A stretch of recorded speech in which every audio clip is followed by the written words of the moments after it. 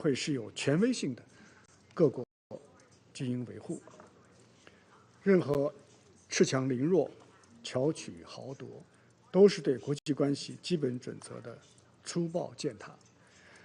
任何绕过联合国安理会授权的单边制裁，都于法无据、于理不合、于情不通。第二，坚持公平正义。主持公道、伸张正义是全球治理的必然要求。二战结束以来，一大批南方国家相继走上历史舞台，全球治理架构不适应、不合理之处逐渐凸显。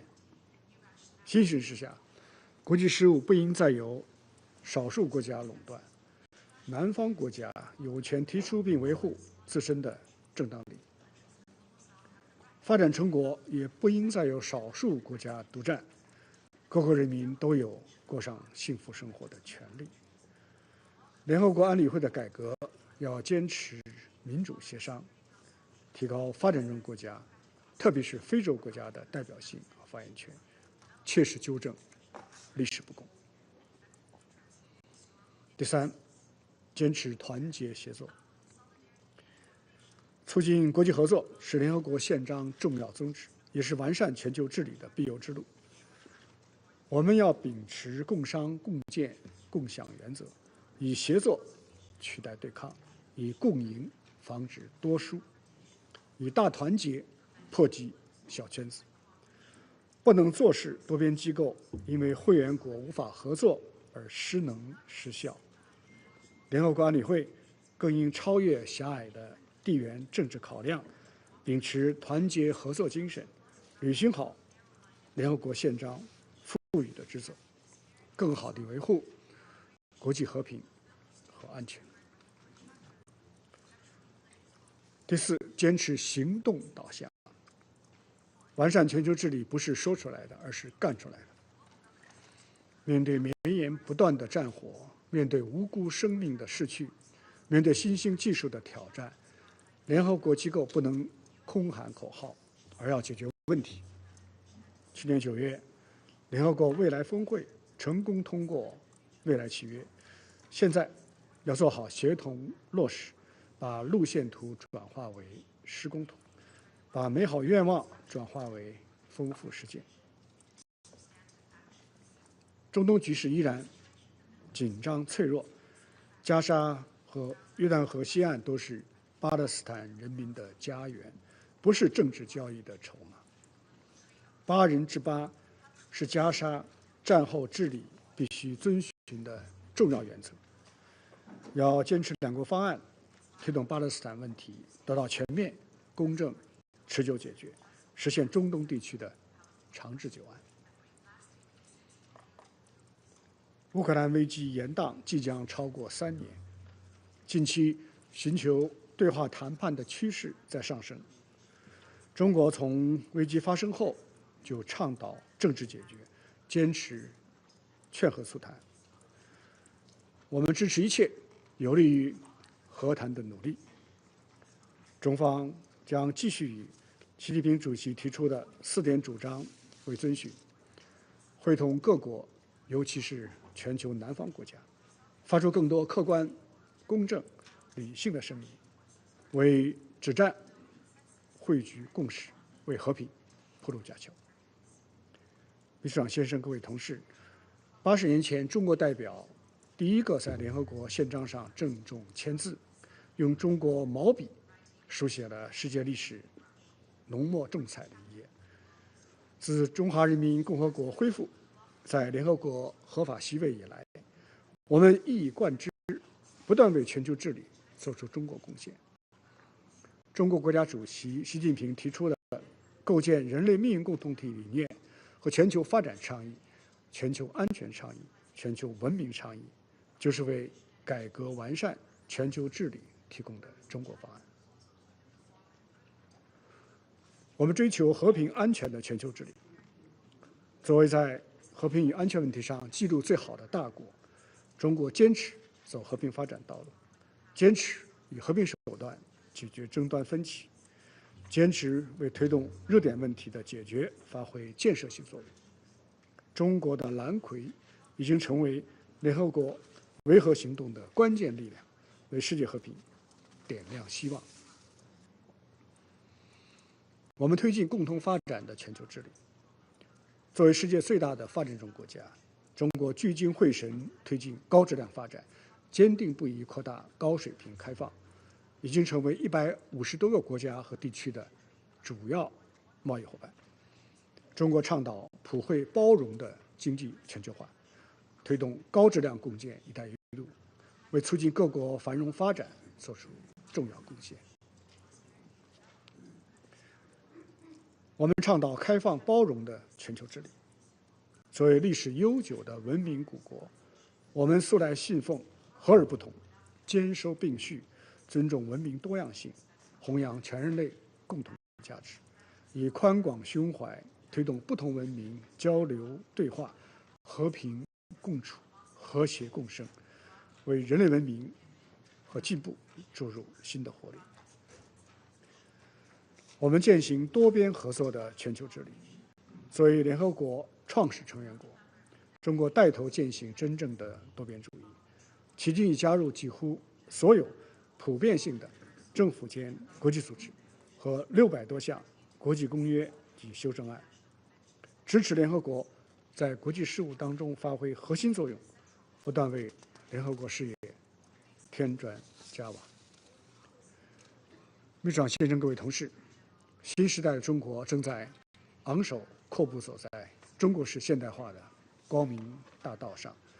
我们将以自身的新发展，为世界各国现代化提供新机遇。在联合国迎来下一个80年之际，中方愿同各方一道，从历史中汲取智慧，开启多边主义的新纪元，构建更加公正合理的全球治理体系。谢谢各位。现在我继续行使安理会主席的职能。我现在请巴基斯坦副总理兼外交部长达尔阁下发言，有请。Thank you, Excellency President, Security Council, Honorable Secretary General UN, Excellencies, colleague ministers, ambassadors, ladies and gentlemen, Assalamu alaikum and very good morning. It is indeed a great pleasure seeing you, my dear friend, Minister Wang Yi, presiding over the important Security Council meeting. Pakistan congratulates China on its successful presidency and commends your leadership in convening this timely debate on practicing multilateralism, reforming and improving global governance. I also thank Honorable Secretary General for his insightful statement. Mr. President, we are meeting today at a time of profound global turbulence. The world faces a multitude of interconnected crises, threatening international peace and stability, economic stability and sustainable development, including wars in the Middle East, Africa, and Europe. Prolonged and brutal foreign occupation, resurgent fascism, great power rivalries, and renewed global arms race, the increasing weaponization of cyberspace and outer space, and new and destructive technologies. Mr. President, the continued inequalities of the global financial system have further aggravated today's crisis. The very fabric of the world order established under the UN Charter is in danger of being torn apart unless timely reforms and corrective actions are not undertaken. Mr. President, under the visionary leadership of President Xi Jinping, China is working actively to address the multi-pronged mixed crisis the world faces today. We, the United Nations member states, are all in the same boat. We must help each other to avoid the threat of a global war, the use of nuclear weapons, the issues of poverty, the existential threat of climate change. In the Pact for the Future, adopted last year, Our leaders have reaffirmed their collective determination to respond to these challenges. We must translate these commitments into actions. It is clear that these complex and interlinked challenges can only be addressed through a renewed recourse to the multilateralism based on the universal and consistent adherence to the fundamental principles of the UN Charter, self-determination of peoples, non-use of threat force, non-acquisition of territory by the use of force, respect for the sovereignty and territorial integrity of all states, non-interference in their internal affairs, and pacific settlement of disputes.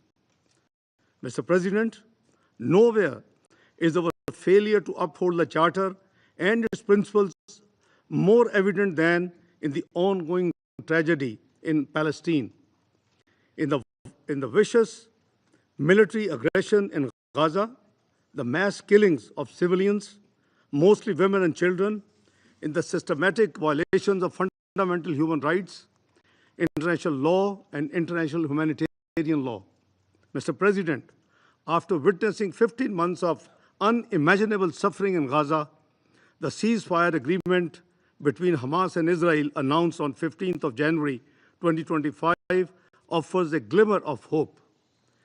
Pakistan welcomes this agreement and commends the mediation efforts of Egypt, Qatar, and the United States. We hope that all stages of the agreement will be fully implemented, leading to a permanent ceasefire and an inclusive political process towards a two-state solution. This remains the only viable framework for durable peace between Israel and the Palestinians and the Arab and the Muslim world. We call for urgent and adequate humanitarian assistance to the people of Gaza. The role of UNRWA is critical in this context. We also look forward to the earliest reconstruction of Gaza. We oppose any displacement of the Palestinian people from their homeland. Mr. President, the Jammu and Kashmir dispute is another open wound and an ever-present threat to international peace and security. For almost 8 decades, the same life of the UN, the people of Jammu and Kashmir have confronted brutal foreign occupation and been denied their right to self-determination as prescribed by multiple UN Security Council resolutions. The Security Council has an enduring responsibility to ensure the implementation of its own resolutions. Pakistan will continue to work for a peaceful resolution of the Jammu and Kashmir dispute in accordance with the UN Charter and relevant Security Council resolutions. Mr. President, a peaceful and stable Afghanistan is essential for regional and global security. Pakistan continues to face cross-border terrorist attacks, especially by the Tehreek-e-Taliban Pakistan from Afghan soil. Pakistan remains determined to take all necessary measures to counter these threats. The IAG must take decisive action to prevent terrorism within and from Afghanistan. Despite the cross-border terrorism, Pakistan will continue its engagement with the interim government in Kabul, facilitate humanitarian support to the millions of destitute people in Afghanistan, and support Afghanistan's economic and social development. Mr. President, terrorism remains a global threat. Pakistan has been at the forefront of the fight against terrorism, sacrificing thousands of lives to dismantle terrorist networks and prevent the spread of extremism. All terrorist groups, be it Daesh, Al-Qaeda, TTP, ETM, IMU, and emerging right-wing extremist group, must be opposed with equal determination. Double standards must be rejected. Nor should counterterrorism provide a pretext to surpass the legitimate struggles of peoples for self-determination. Mr. President, the United Nations and its family of organizations provide the indispensable platforms to respond to the world's multidimensional challenges.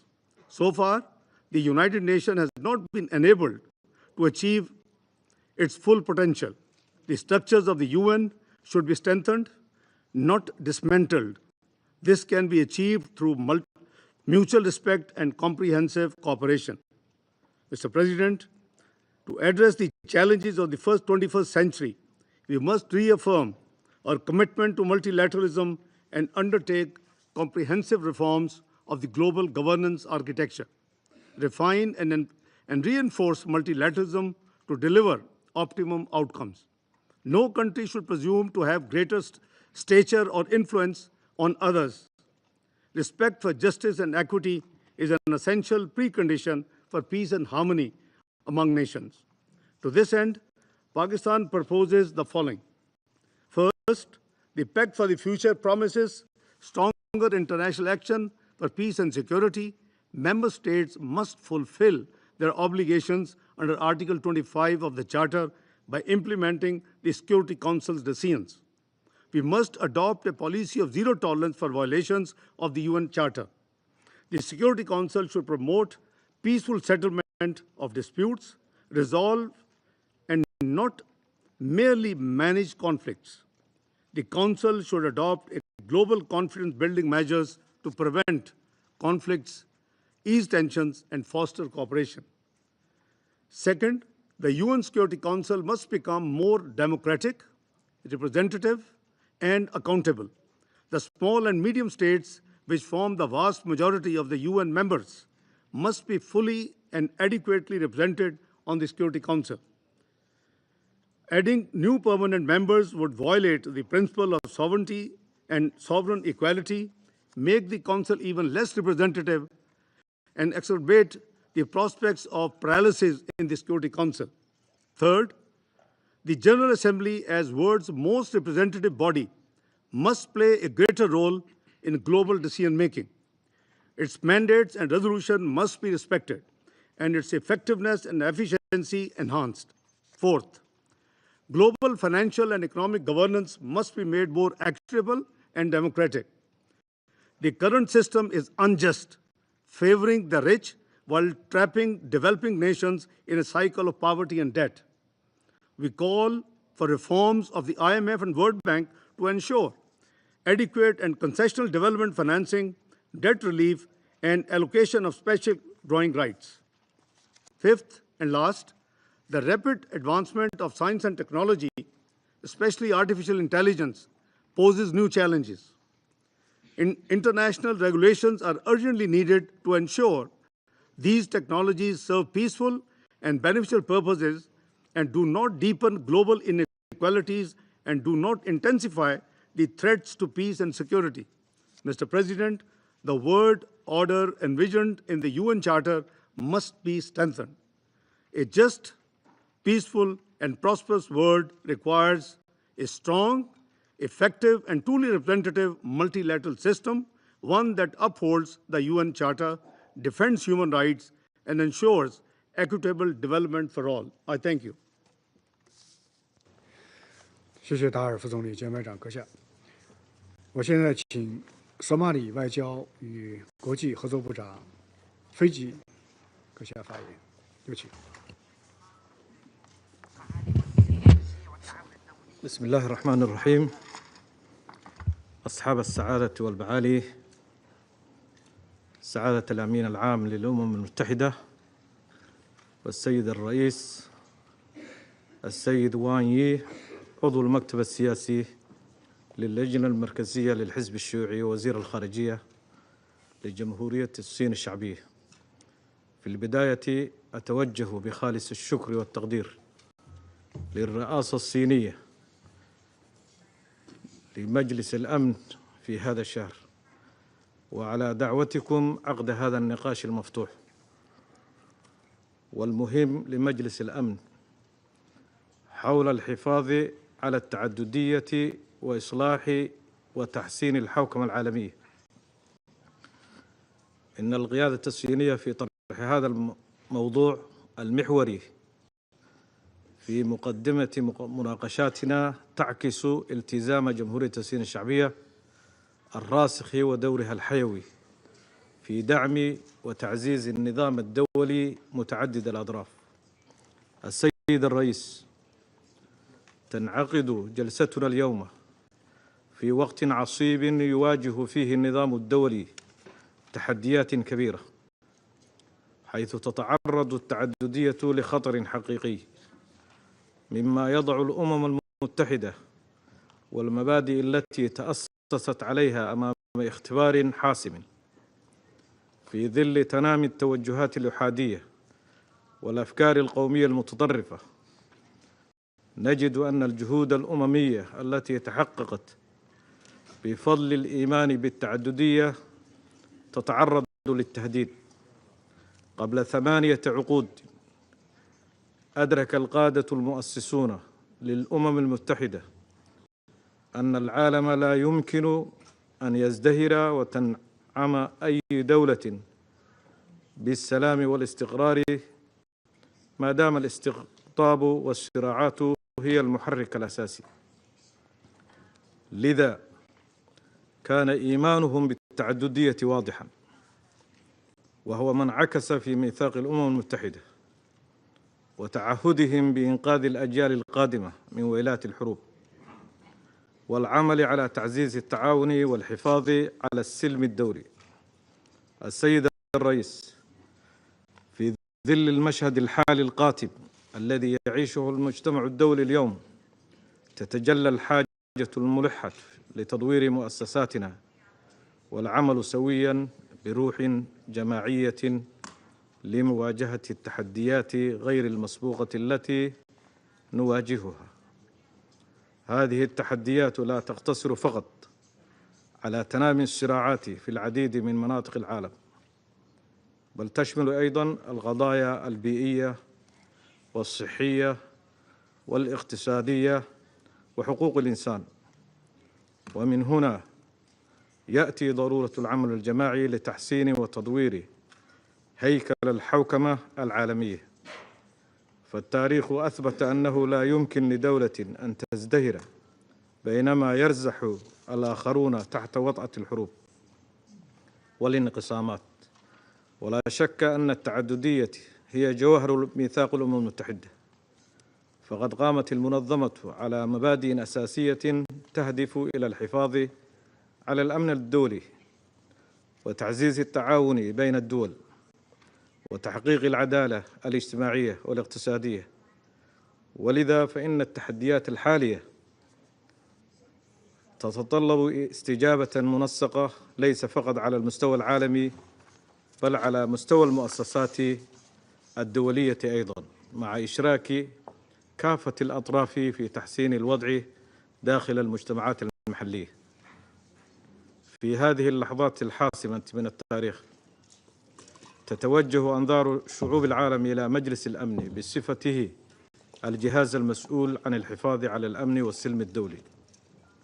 والتحدي الأكبر يمكن في كيفية الحفاظ على التعددية وإصلاح الحوكمة العالمية في وقت تشهد فيه العلاقات الدولية حالة من الاستقطاب غير المسبوق.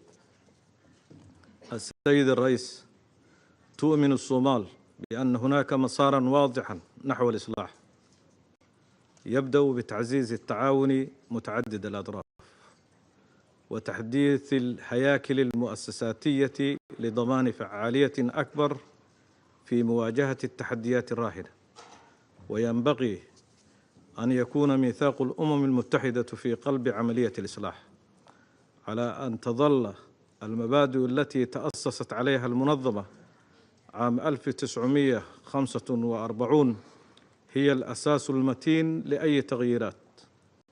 نؤمن بأن التعددية ليس خياراً بل ضرورة، ومن دونها لن نتمكن من مواجهة التحديات التي تهدد مستقبلنا المشترك. في سياق التعددية وإصلاح الحوكمة العالمية تبرز مسألة مواجهة انتهاكات القانون الدولي كأحد التحديات الكبرى التي تهدد النظام الدولي. فالقانون الدولي هو الإطار الذي يحدد العلاقات بين الدول ويحفظ حقوق الأفراد والجماعات، ولكن لا يمكن لهذا القانون أن يظل فاعلاً إذا لم تتم مواجهة الانتهاكات التي تتعرض لها بعض الدول، سواء كانت متعلقة بحقوق الإنسان أو انتهاك السيادة الوطنية أو خرق قوانين الحرب والنزاعات المسلحة وفي هذا السدد قضية فلسطين تظل محوراً أساسياً في السياسة الدولية، حيث يعتبر حل الدولتين الحل الأكثر توافقياً دولياً لإنهاء الصراع الإسرائيلي الفلسطيني بناءً على حدود 1967 مع القدس الشرقية عاصمة لدولة فلسطين. وتصاعد العدوان الإسرائيلي على غزة والضفة الغربية أدى إلى كارثة إنسانية غير مسبوقة، مما يستدعي تحركاً دولياً عاجلاً لوقف القصف والاستهداف المستمر للمدنيين والبنية التحتية والمبادرات الدبلوماسية التي تسعى لفرض وقف إطلاق النار. ومن هنا نؤكد دعمنا عملية وقف إطلاق النار الجارية حالياً.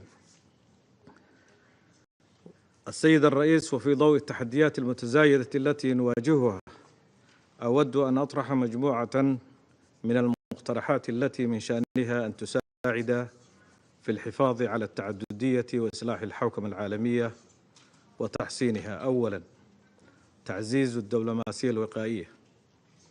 يجب على مجلس الأمن تبني نهج استباقي من خلال تقوية آليات الدبلوماسية الوقائية عبر الوساطة المبكرة لخفض التوترات ومنع اندلاع الصراعات. ثانياً، إصلاح مجلس الأمن. يتطلب النظام الدولي القائم على التعددية إصلاحاً جذرياً في هيكل مجلس الأمن، حيث أن هناك مخاوف مشروعة لدى الجنوب تتعلق بنقص تمثيلها. لذلك يجب المضي قدماً في إصلاح مجلس الأمن وتوسيع عضويته، بما في ذلك منح الدول الإفريقية مقعدين دائمي العضوية الكاملة، وذلك تماشياً مع التغيرات الجيوسياسية. ثالثاً، الانتهاكات الواضحة للقانون الدولي والإفلات من العقاب. نواجه اليوم تحديات جمة تتمثل في الانتهاكات الصارخة للقانون الدولي وعدم تنفيذ قرارات مجلس الأمن. لذا نشدد على وجود آليات فعالة لتطبيق القرارات الدولية التي من شأنها أن تقوي من قدرة الأمم المتحدة على أداء دورها كضامن للسلام والأمن الدولي. رابعاً، الذكاء الاصطناعي وتفاوت القدرات بين الدول. مع تسارع تطور التكنولوجيا تشهد الدول تفاوتاً كبيراً في القدرة على الوصول إلى هذه التكنولوجيا واستخدامها لصالح التنمية. الدول المتقدمة تستفيد من هذه التقنيات لتعزيز قوتها الاقتصادية والأمنية، بينما تظل الدول النامية في موقف أقل، مما يعمق الفجوة العالمية. من هنا تتضح أهمية تعزيز التعاون الدولي ونقل المعرفة التكنولوجيا في هذا المجال. خامساً وأخيراً، المستقبل وتعزيز التعددية. رسم ميثاق قمة المستقبل حجر الأساسي لتعزيز التعددية في نظام الدولي، الذي أكد على تضافر الجهود بين الدول لمواجهة التحديات العالمية المشتركة. وفي هذه المرحلة الحاسمة يجب الاستفادة من روح قمة المستقبل لتعزيز المبادئ الأساسية التي قامت عليها الأمم المتحدة. وأخيراً، لا بد من الحفاظ على التعددية والدفاع عنها من أجل تحقيق السلام الدائم والتنمية المستدامة. أمامنا مسؤولية تاريخية في تعزيز التعاون الدولي، وعلى مجلس الأمن دور محوري في القيام بالإصلاحات اللازمة للحوكمة العالمية. فلنعمل سوياً على بناء نظام عالمي أكثر عدلاً وشمولاً، حيث تكون رفاهية الشعوب هي أولويتنا القصوى. إن ازدهار الجميع هو ما يضمن بقاء مجتمع دولي مستقر. وشكراً سيد الرئيس.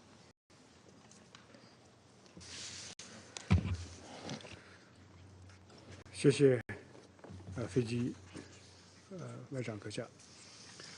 现在我们有请阿尔及利亚外交部非洲事务国秘书满苏里夫人阁下发言。شكرا لكم السيد الرئيس.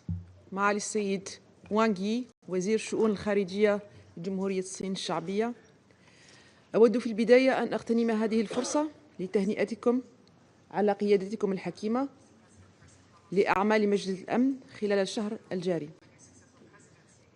كما لا يفوتني أن أثني على رئاسة المجلس لتوفيقها في اختيار موضوع نقاشنا اليوم، وعلى تقديم المذكرة المفاهيمية التي أثرت جلستنا هذه. الشكر موصول أيضا إلى السيد أنطونيو غوتيريش الأمين العام إلى الأمم المتحدة على إحاطته الوافية والقيمة. السيد الرئيس، إن اجتماعنا اليوم ينعقد في سياق دولي بالغ التعقيد، يشهد تصعيدا مقلقا في التوترات الجيوسياسية وتعددا للأزمات السياسية والأمنية، من نزاعات مسلحة وكوارث إنسانية وتحديات اقتصادية وبيئية، فضلا عن آفة الإرهاب والجريمة المنظمة العابرة للحدود، مما يهدد الأمن والسلم الدوليين ويمس بفعالية منظومتنا المتعددة الأطراف.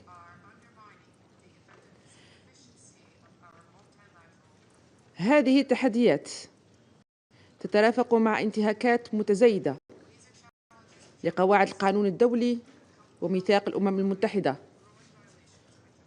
وتهميش دور المنظمات القارية خاصة الاتحاد الإفريقي، ومحاولات فرض معايير مزدوجة في التعامل مع النزاعات الحالية خاصة في القارة الإفريقية. السيد الرئيس، تؤمن الجزائر إيمانا راسخا بأن التمسك بالنظام المتعدد الأطراف هو السبيل الأمثل لمواجهة هذه التحديات المشتركة، ومع ذلك يمر هذا النظام بمرحلة اضطراب غير مسبوقة نتيجة تزايد الاستقطاب الدولي وتآكل الثقة في المؤسسات الأممية. وعليه فإن إصلاح المنظومة المتعددة الأطراف أصبح ضرورة ملحة لا تحتمل التأجيل، على أن يكون هذا الإصلاح شاملاً عادلاً ومتوازناً. وفي هذا السياق تود الجزائر تسليط الضوء على 5 نقاط أساسية تراها ضرورية لتوجيه مسار إصلاح منظومة الأمم المتحدة وتعزيز فعالية النظام المتعدد الأطراف. أولاً، ضرورة الحفاظ على الدور المركزي للأمم المتحدة مع التأكيد على تعزيز التمثيل العادل والمتوازن داخل أجهزتها الرئيسية وعلى رأسها مجلس الأمن. ليس من المقبول استمرار الظلم التاريخي الواقع على إفريقيا، القارة التي تشكل أكثر من ربع الدول الأعضاء في الأمم المتحدة، بينما تظل محرومة من أي تمثيل دائم داخل هذا المجلس، وتمثيلها في الفئة غير الدائمة يبقى جد محدود. وفي هذا السياق تؤكد الجزائر دعمها القوي للموقف الإفريقي الموحد، كما تضمنه توافق إيزلويني وإعلان سيرت، وهو موقف يحظى اليوم بتأييد متزايد من قبل الدول الأعضاء. ثانياً، تنشيط دور الجمعية العامة للأمم المتحدة باعتبارها الجهاز الأكثر تمثيلاً وشمولاً، ومنحها صلاحيات أوسع في معالجة القضايا الدولية الكبرى، بما يعزز الديمقراطية داخل المنظومة الأممية. إن إعادة التوازن بين أجهزة الأمم المتحدة بات أمراً ملحاً، بحيث لا تختزل النظام الأممي في مجلس الأمن وحده، بل تستعيد الجمعية العامة مكانتها كمنبر رئيسي لاتخاذ القرارات ذات الطابع الشامل والمصيري. فهي بحكم تمثيلها لجميع الدول الأعضاء تبقى الإطار الأمثل لتجسيد مبدأ الديمقراطية الدولية والحوكمة المتوازنة. لقد أظهرت النقاشات الأخيرة هنا في هذا المجلس بما في ذلك خلال الاجتماعات المفتوحة سابقاً توافقاً واسعاً حول ضرورة إعادة الاعتبار لدور الجمعية العامة وضمان احترام صلاحيتها وفقاً لما ينص عليه الميثاق. وفي هذا الشأن فإننا نشيد بالدور المحوري الذي تلعبه محكمة العدل الدولية باعتبارها الجهاز القضائي الرئيسي للأمم المتحدة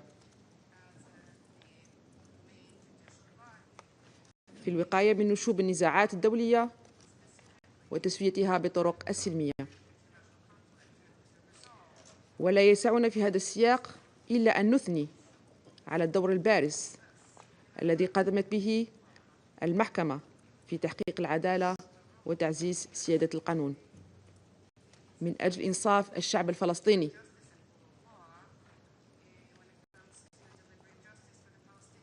ورفع كلمة الحق، كما ندعوها للاستمرار في نهجها هذا، خاصة فيما يتعلق بالتهديدات المتواصلة بالتهجير القسري التي يتعرض لها سكان قطاع غزة. ثالثاً، تحسين أساليب عمل مجلس الأمن بما يجعله أكثر شفافية وكفاءة ويضمن تكافؤ الفرص بين جميع أعضائه. في هذا الإطار تذكر الجزائر بالمبادرة التي أطلقتها خلال عضويتها الحالية في المجلس، والتي تكللت باعتماد تحديث للمذكرة 507 في ديسمبر الماضي بهدف تحقيق المساواة في الاطلاع على وثائق المجلس بين الأعضاء الدائمين والمنتخبين. هذه الخطوة لاقت ترحيباً واسعاً، وهي مثال حي على أن التوافق ممكن عندما تتوفر الإرادة السياسية ويسود روح البناء. رابعاً، ضرورة إرساء منهجية مؤسسية لتفعيل التعاون بين الأمم المتحدة والمنظمات الإقليمية، خاصة الاتحاد الإفريقي، وفقاً للفصل 8 من ميثاق الأمم المتحدة، بما يضمن التشغيل المنتظم والمستدام لآليات الإنذار المبكر والاستجابة السريعة، لا سيما في التعامل مع القضايا الإفريقية. وتؤكد الجزائر على المواقف والقرارات الصادرة عن الاتحاد الإفريقي والمنظمات الإقليمية الإفريقية، خاصة في الدول التي تشهد حالياً أزمات معقدة يجب أن تحظى بالدعم الكامل من قبل مجلس الأمن والمجتمع الدولي، بحيث تتكامل الجهود الدولية مع الرؤى الإفريقية بعيداً عن أي تدخلات أو إملاءات تمليها اعتبارات ومصالح أطراف خارجية. كما نعتبر نظام العقوبات الذي يفرضه مجلس الأمن أحد الأدوات الأساسية التي يمتلكها المجتمع الدولي لمعالجة التهديدات للأمن والسلم الدوليين، حيث يفترض أن يكون الهدف منها وقائياً وليس عقابياً.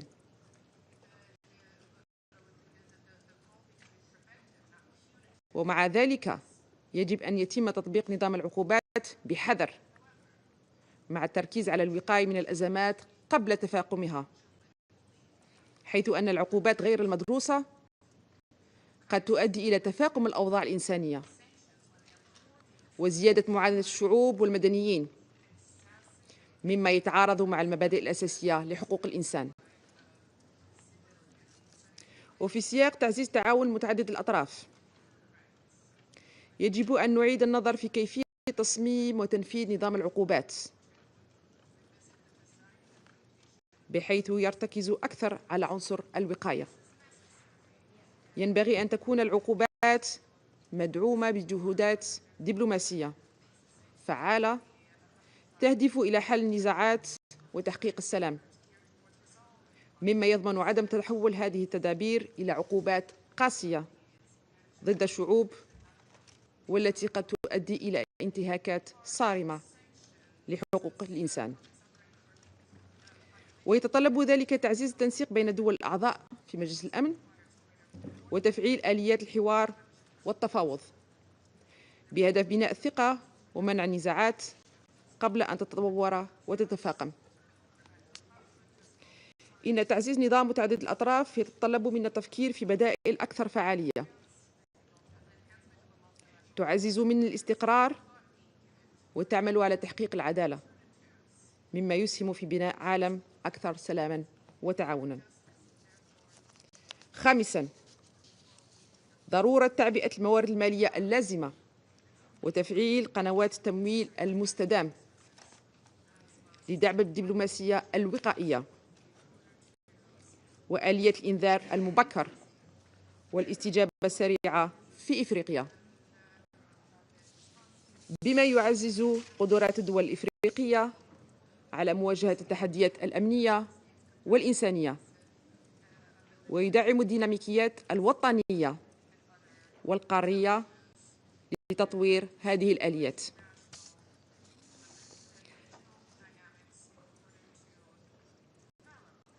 السيد الرئيس، في سياق الإصلاحات الشاملة لا بد من التركيز أيضاً على النظام المالي والاقتصادي العالمي بما في ذلك مؤسسات بروتون وودز لضمان مشاركة أوسع للدول النامية ولا سيما الإفريقية منها في صنع القرارات الاقتصادية التي تؤثر على مستقبلها. إن النظام المالي الحالي الذي يهيمن عليه الدول المتقدمة أضحى عاجزاً عن الاستجابة لتطلعات الدول النامية خاصة في القارة الإفريقية.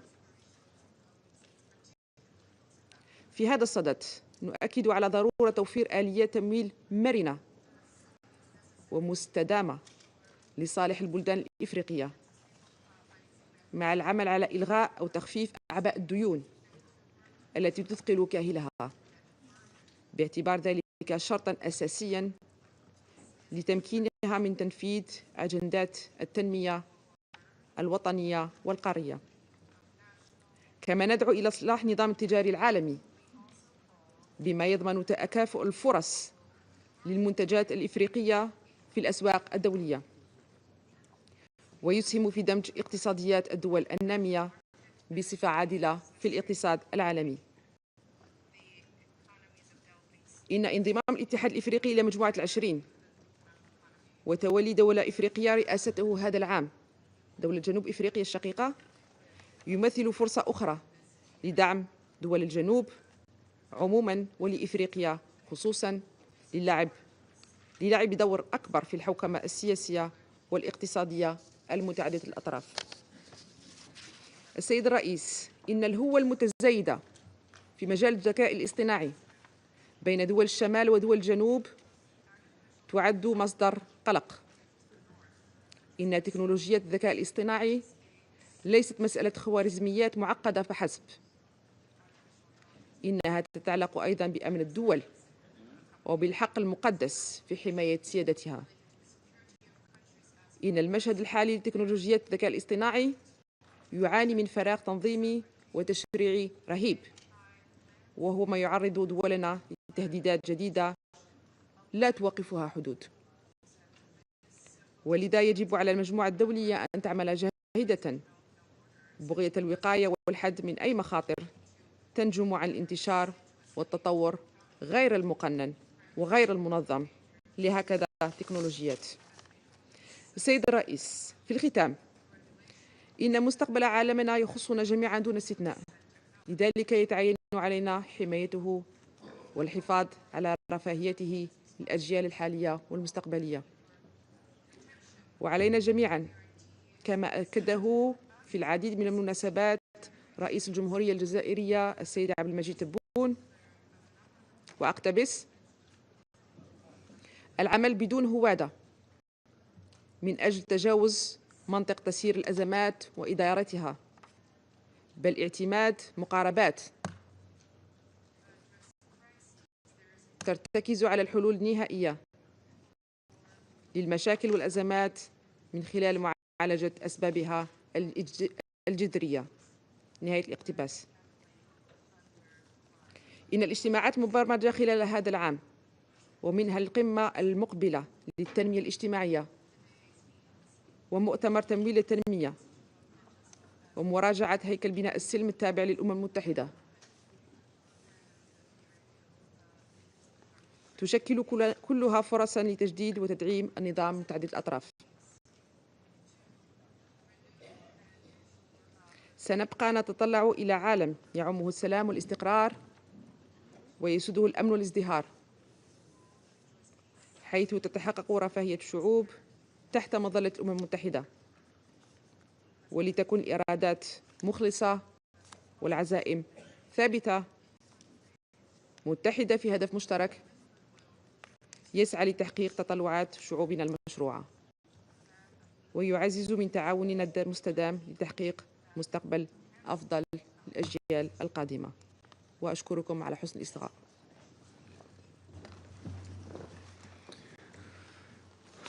感谢麦瑟尔夫人阁下的发言。下面请塞拉利昂外交与国际合作部副部长奥加利女士阁下发言，有请。 Mr. President, Your Excellency Wang Yi, Foreign Minister of the People's Republic of China, Sierra Leone commends the People's Republic of China for convening this important high-level open debate on the crucial topic of practicing multilateralism, reforming and improving global governance. At this critical moment in global affairs, this debate affords us the opportunity to reaffirm the foundational principles of the United Nations enshrined in its charter, including sovereign equality, non-interference, peaceful resolution of disputes, and collective security. I also thank the UN Secretary-General, His Excellency Antonio Guterres, for his instructive briefing. Multilateralism has been the cornerstone of international peace and security for 8 decades. As we approach the 80th anniversary of the United Nations later this year, it is a moment for reflection, to celebrate its achievements, acknowledge its shortcomings, and reaffirm our shared commitment to building a more just, equitable, and effective multilateral system. The United Nations was founded in the aftermath of the devastating Second World War with a solemn pledge to, I quote, save succeeding generations from the scourge of war. Over the past 8 decades, multilateralism has been pivotal in preventing and addressing conflicts, promoting peace, and advancing development. Yet, despite global wealth increasing, we face growing inequality both within and among nations. With 700 million people living in extreme poverty, constituting 8.5% of the global population, our world is beset by unprecedented challenges, including conflicts, pandemics, humanitarian crises, climate change, and technological disruptions. These require urgent, collective, and innovative responses. To address these pressing issues, let me highlight 4 key points. First, Sierra Leone strongly believes that multilateralism remains the best means to address global challenges. As the UN Secretary General rightly stated, there is no other way to deal with global challenges than with global responses organized in a multilateral way. However, for multilateralism to be truly effective, it must be inclusive, representative, and results-driven. Our multilateral system must adapt to the changes in global economic dynamics, population, and influence. In particular, women and youth, as major stakeholders, must actively participate in policy making and development processes. Moreover, developing countries, especially in Africa and the Global South, must have a stronger voice in global decision-making. To this end, the UN Security Council, as the cornerstone of international peace and security, must be reformed to better reflect current geopolitical realities and ensure fair representation. Nearly 80 years since its formation, the Council remains outdated with its imbalanced composition, undermining its legitimacy and effectiveness. In this regard, Africa remains the most glaring victim of this inequity. Without structural reform, the Security Council's performance and legitimacy will continue to be questioned. As we reflect on the theme of reforming and improving global governance, it is crucial to recognize how Africa's exclusion from decision-making bodies such as the Security Council and the multilateral development banks hinders the continent's ability to contribute meaningfully to global governance. The legacy of colonialism, economic exploitation, and political marginalization has left deep scars, impairing Africa's development, stability, and influence in international affairs. In noting the African Union's theme of the year 2025, Justice for Africans and People of African Descent through Reparations, rectifying the historical injustice perpetuated against Africa must be operationalized with the urgency of now. Mr. President, the Pact of the Future, adopted in September 2024, presents a critical opportunity to revitalize global cooperation and coordination based on trust, adaptability, and flexibility. The close cooperation between the Security Council and the African Union, Peace and Security Council, in addressing conflicts on the African continent demonstrates a commitment by both institutions to achieve the objectives of Action 21 of the Pact for achieving lasting peace and security. Recognizing the critical role of regional arrangements in preventing and resolving conflicts, this collaboration must be strengthened. Sierra Leone calls for concrete steps to implement the Pact's ambitious commitments, especially those related to the UN Security Council reform, bridging governance gaps, strengthening international cooperation, and reinforcing international law. Addressing inefficiencies and inconsistencies, particularly in improving the working methods of the Security Council, will enhance its legitimacy and capacity to implement the Pact for the Future and other forward-looking peace and development strategies. The COVID-19 pandemic has shown that addressing global crises requires more than just force. It requires innovation, agility, trust, and the sharing of information and expertise. These same principles must guide our efforts to prevent wars and deliver life-saving aid.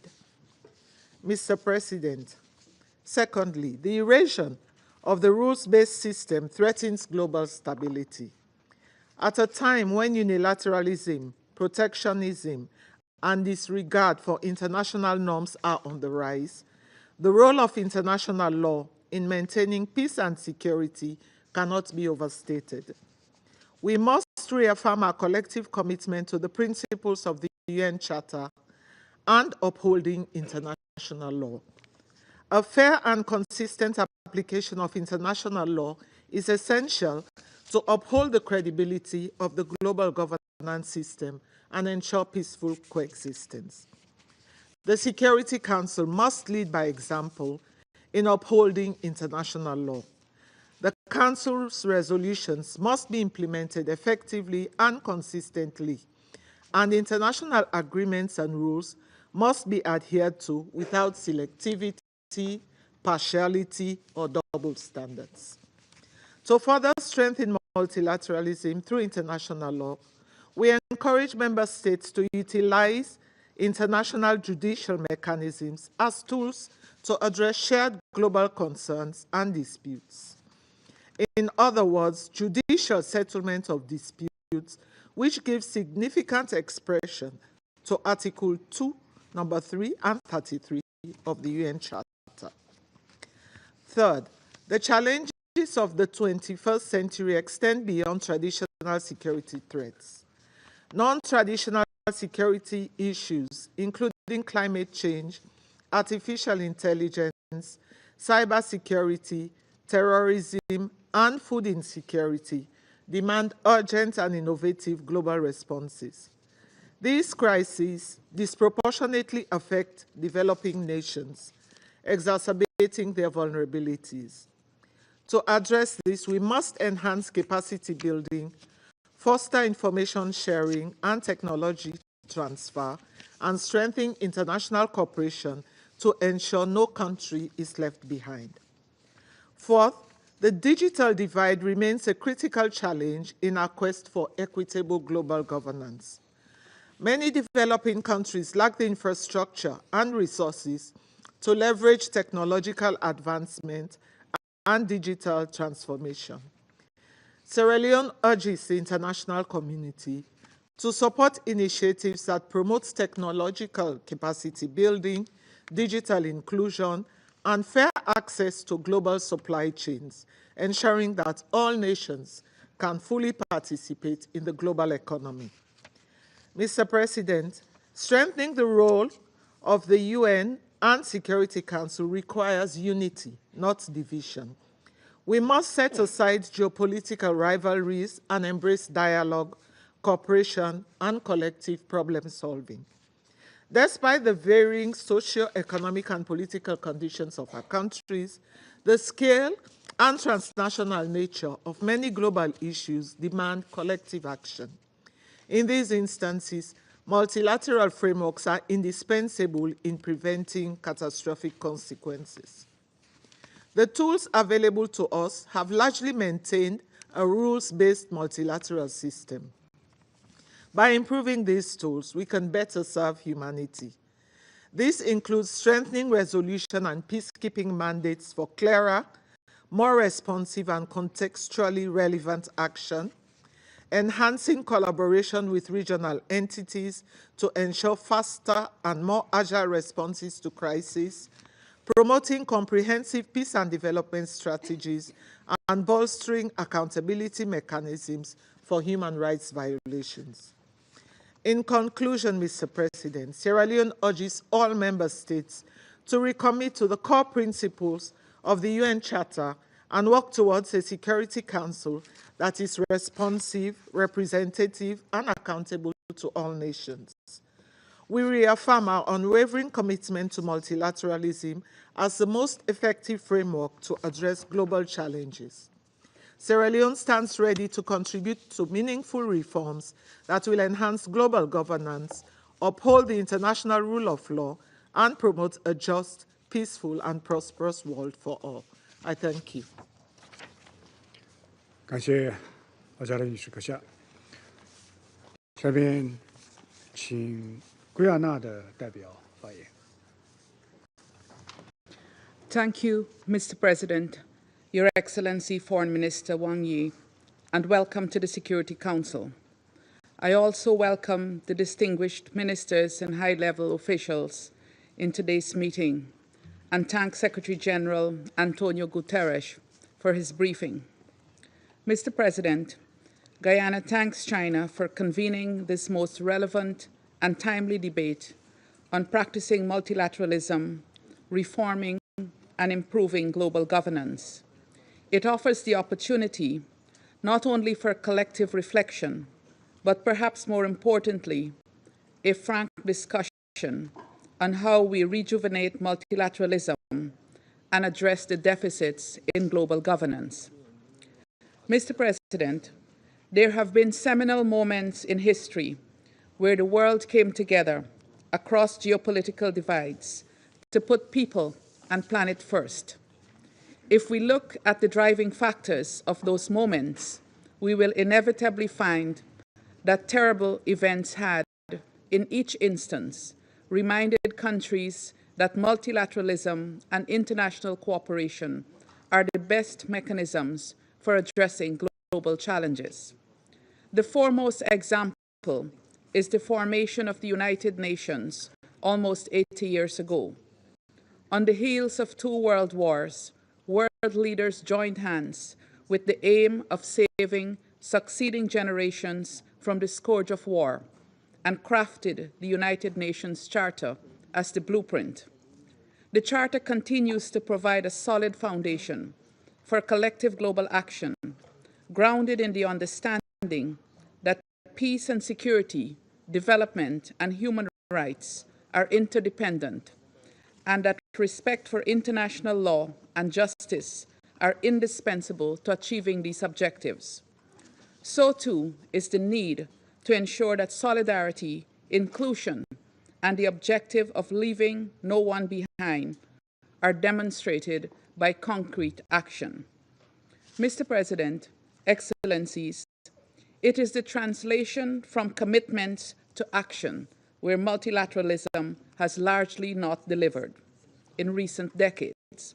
For example, we have seen multilateralism at work when the global community adopted the Sustainable Development Goals to end poverty and ensure prosperity for all, and the Paris Agreement to limit the effects of climate change.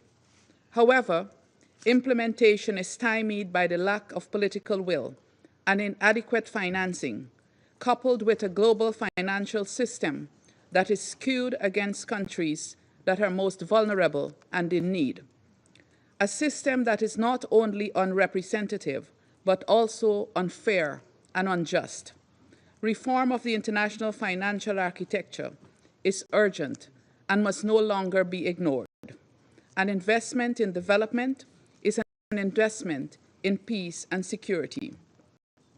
Mr. President, there is widespread recognition of the need for reform of the global governance structures to make them more representative, democratic, accountable, and equipped to address new and emerging challenges. The Security Council is arguably the least representative and most undemocratic of global institutions. Security Council reform remains critical to a more effective council, or it faces the risk of becoming irrelevant. We have seen repeatedly how the current structure and decision-making format, particularly the use of the veto, have thwarted the will of the majority of council members and ignored the views of the General Assembly.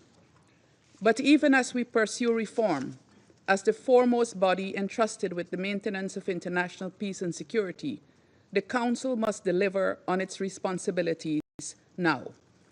At a time of increasing conflicts in the world, resulting in the loss of thousands of lives, immense suffering, and unprecedented humanitarian crises, the members of the Security Council must bridge divides and fulfill our collective mandate.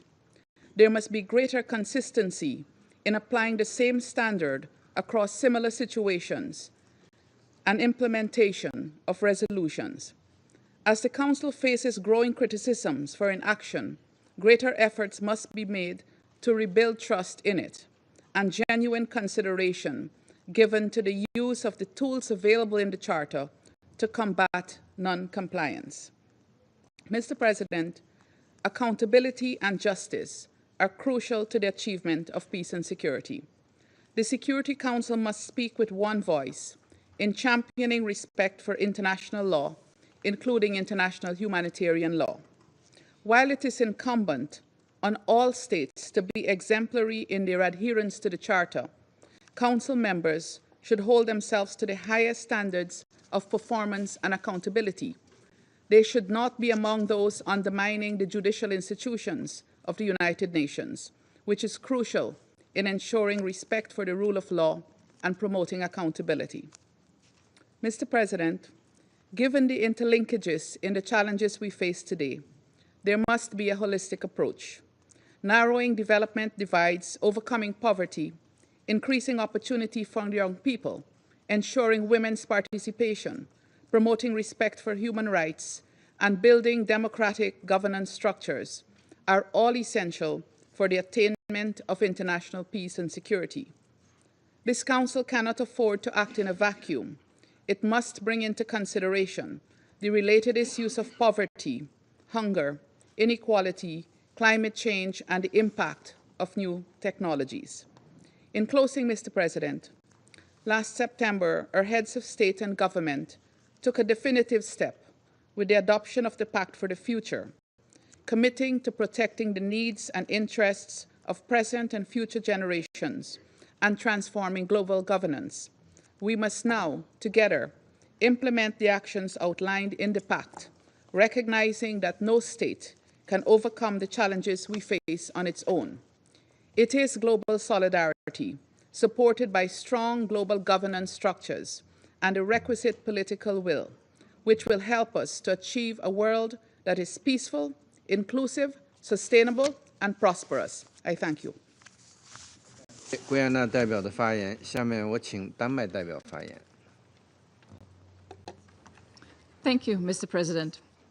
Denmark welcomes the focus of today's debate. I also thank the Secretary General for his powerful words and his call to action. Mr. President, 80 years ago, from the ashes of two devastating world wars, the international community came together to establish the United Nations. The task was as momentous as it was visionary, to save succeeding generations from the scourge of war. It was a moment of hope in history, of unbridled optimism for humanity, for the promise of the Charter. Today, that promise remains as important as ever. Denmark is a founding member of this organization. Our belief remains as firm as it was 80 years ago, that many of our challenges are too great and too global for any nation, large or small, to face it alone.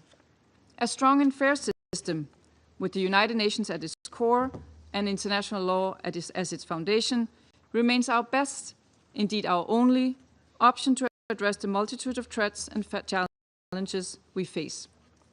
Mr. President, allow me to make 4 points. First, multilateralism works. For 8 decades, the United Nations has helped to prevent a third world war.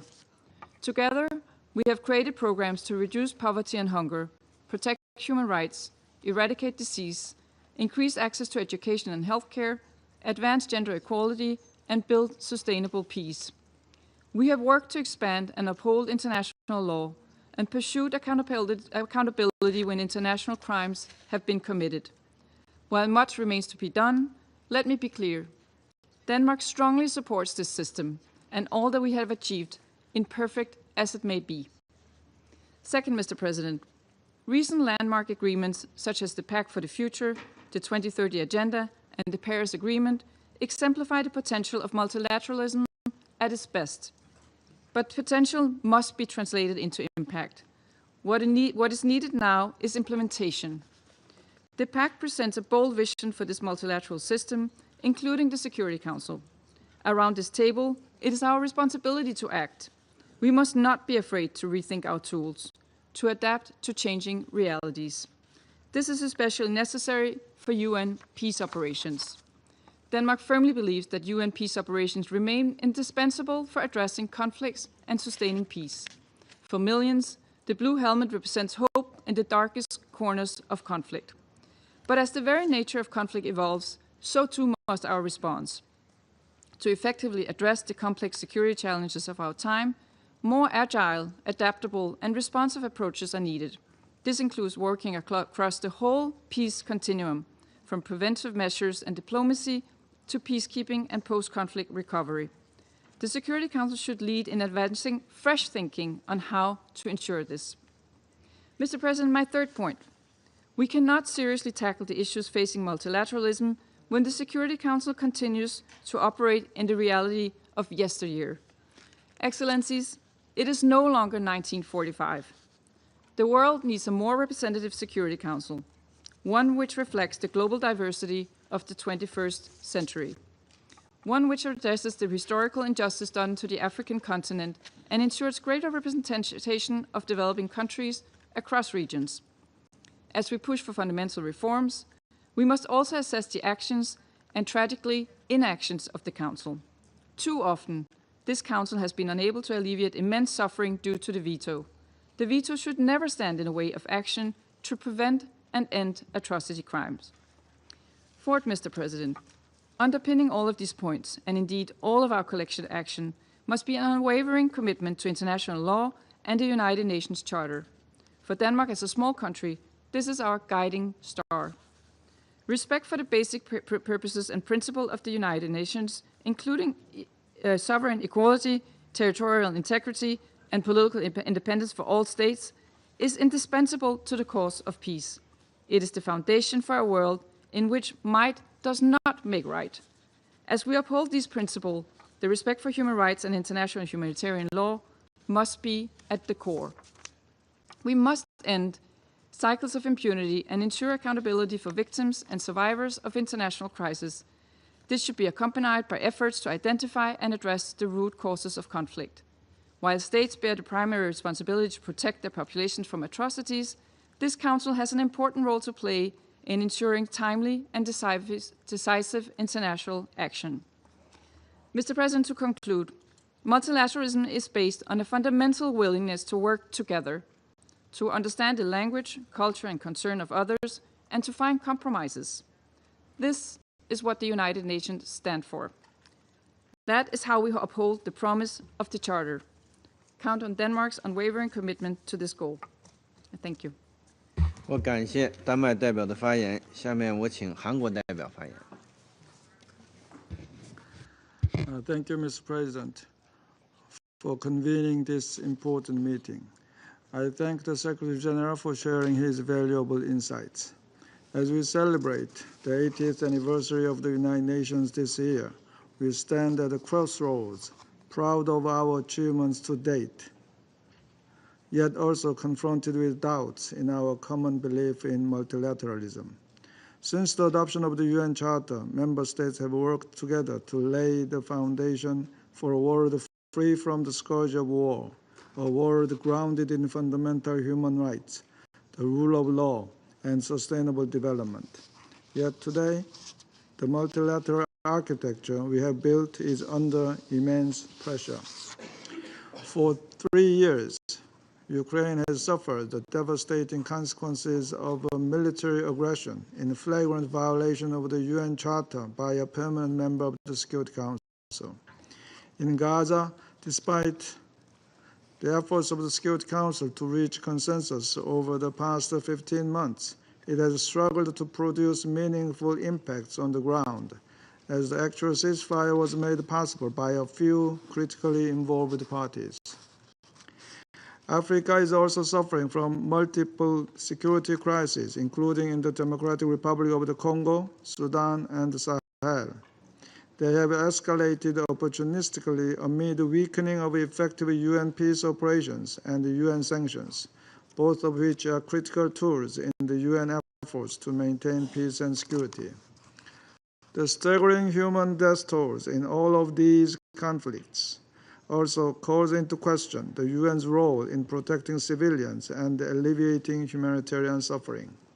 Against this backdrop of mounting frustration in multilateralism, let me highlight 3 points. First, we should reinvigorate the role of the United Nations that offers an enduring diplomatic space in shaping international views.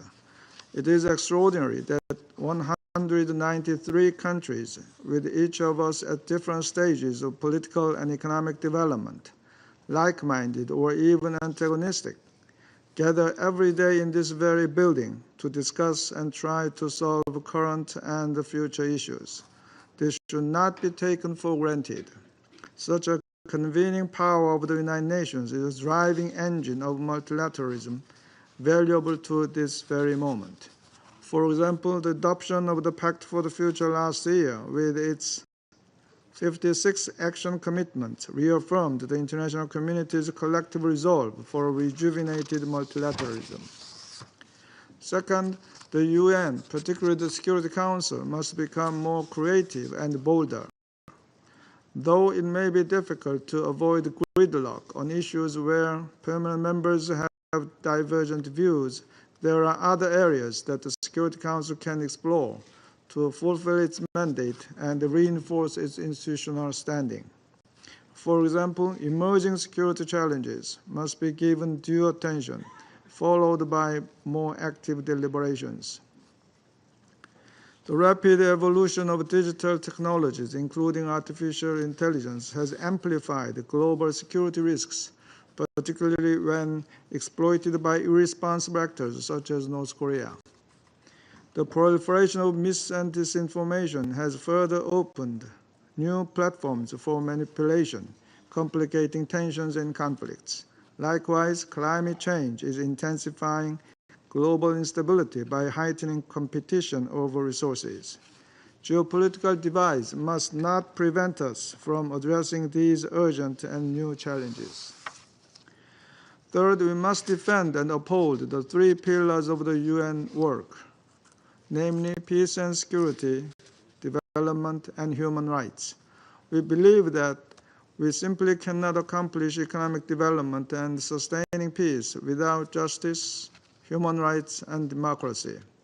Equally, without solid development, political democratization and human rights cannot fully flourish, something Korea has experienced firsthand in its own national development. In order to continuously support the virtuous cycle of the HDP nexus, we increased our ODA by 30% last year, which is 4 times the amount compared to 2010. The Peacebuilding Commission can play a crucial part in this regard with its unique advisory role that covers all 3 pillars. As the Security Council PBC informal coordinator, the Republic of Korea is committed to bringing greater coherence to both bodies. Mr. President, on a final note, the rise of the elected 10 members in the Security Council gives us a sense of inspiration and hope that they can take the lead when geopolitics divide the Council. In this vein, Security Council reform should be navigated in such a way that empowers more elected members, increasing the Council's accountability to the wider membership. Now, more than ever, global challenges require global cooperation. Korea remains steadfast in its commitment to strengthening multilateralism, and we will continue to work with all partners to this end. Thank you, Mr. President.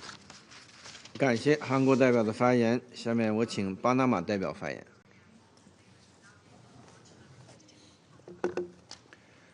Gracias, señor presidente. Panamá agradece a la República Popular China por convocarnos hoy a este evento de alto nivel que nos invita a reflexionar sobre la fundación de las Naciones Unidas, sus propósitos y su futuro en la gobernanza global. Agradecemos además las importantes contribuciones realizadas por el secretario general Antonio Guterres. Damos una cordial bienvenida a Su Excelencia Wang Yi, Ministro de Relaciones Exteriores de la República Popular China, así como a los ministros de Estado que nos distinguen con su participación en este debate abierto. Señor presidente, el multilateralismo atraviesa su momento más crítico desde la fundación de las Naciones Unidas, nacida hace 80 años de los escombros de un violento, devastador y cruel conflicto global. El propósito que motivó la creación de las Naciones Unidas, con su estructura multilateralista para garantizar la seguridad y la paz internacionales, permitió ofrecer un grado de protección a los países pequeños contra las arbitrariedades de imposiciones de los más poderosos. Esa razón de ser de la gobernanza global se ha ido distorsionando en un sistema que se ha convertido complejo de maniobrar y moroso en incorporar e implementar la tecnología e innovación requeridas para brindar soluciones adecuadas con la inmediatez necesaria. Resulta lamentable que el Consejo de Seguridad, único órgano multilateral con la misión de mantener la paz y la seguridad internacionales, haya devenido insuficiente para cumplir con el importante propósito para el cual fue creado después de la Segunda Guerra Mundial. Resulta ineludible advertir que se requiere urgentemente una revisión real de su arquitectura. Por otra parte, el actual sistema financiero internacional perpetúa desigualdades y refuerza estructuras de dependencia que limitan el desarrollo de las naciones, incluyendo el desarrollo económico de los países hermanos de América Latina. La integridad territorial, la soberanía y el derecho de los pueblos a decidir su propio destino no son ni pueden ser negociables. Panamá, como país fundador de esta organización, que con los aportes del distinguido jurista panameño, doctor Ricardo J. Alfaro, a la redacción de la Declaración Universal de los Derechos Humanos y al incorporar el término derechos humanos a la Carta de las Naciones Unidas, observa con preocupación el desarrollo de estas desafiantes situaciones que enfrenta actualmente la organización y que debilitan el multilateralismo. Pero también abriga Panamá la esperanza de que estas amenazantes circunstancias nos motiven a exigirnos encontrar vías de comunicación cercanas, libres de desinformación, amenazas y polarización ideológica. Por esta razón, apoyamos la visión pragmática del secretario general plasmada en el Pacto del Futuro. Entendemos que para que este compromiso multilateral e inclusivo tenga efectos sostenibles en el tiempo, no debe permitirse exclusiones de terminología en su lenguaje ni el uso de dobles estándares que erosionen aún más la integridad de la Carta de las Naciones Unidas y de la Declaración Universal de los Derechos Humanos, pilares ineludibles en el cumplimiento del derecho internacional y de un sistema multilateral efectivo. Panamá siempre estará del lado de la participación inclusiva de todos los sectores relevantes que se encuentren en contexto de conflicto, en beneficio de las poblaciones civiles, con la participación equitativa y ascendente de las mujeres y de los jóvenes como agentes de paz y desarrollo. Panamá, como Estado pequeño, cosechó los frutos del multilateralismo desde su fundación como república independiente. Prueba concreta de ello es la lucha generacional que mediante esfuerzos diplomáticos llevó a la culminación de un enclave colonial que nos dividía y la recuperación de nuestro canal, una de las vías acuáticas vitales para continuar ininterrumpidamente y de manera neutral el servicio del comercio internacional y el libre tránsito marítimo del mundo.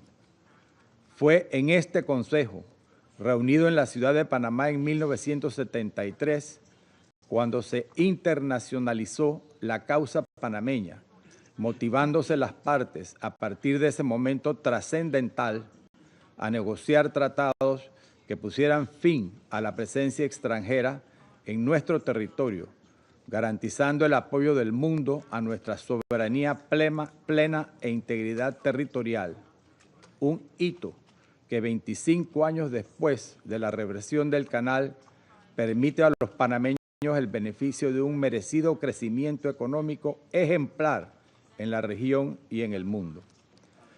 Las realidades históricas de ese momento ya no reflejan las necesidades actuales, por lo que la reforma al Consejo de Seguridad es imprescindible.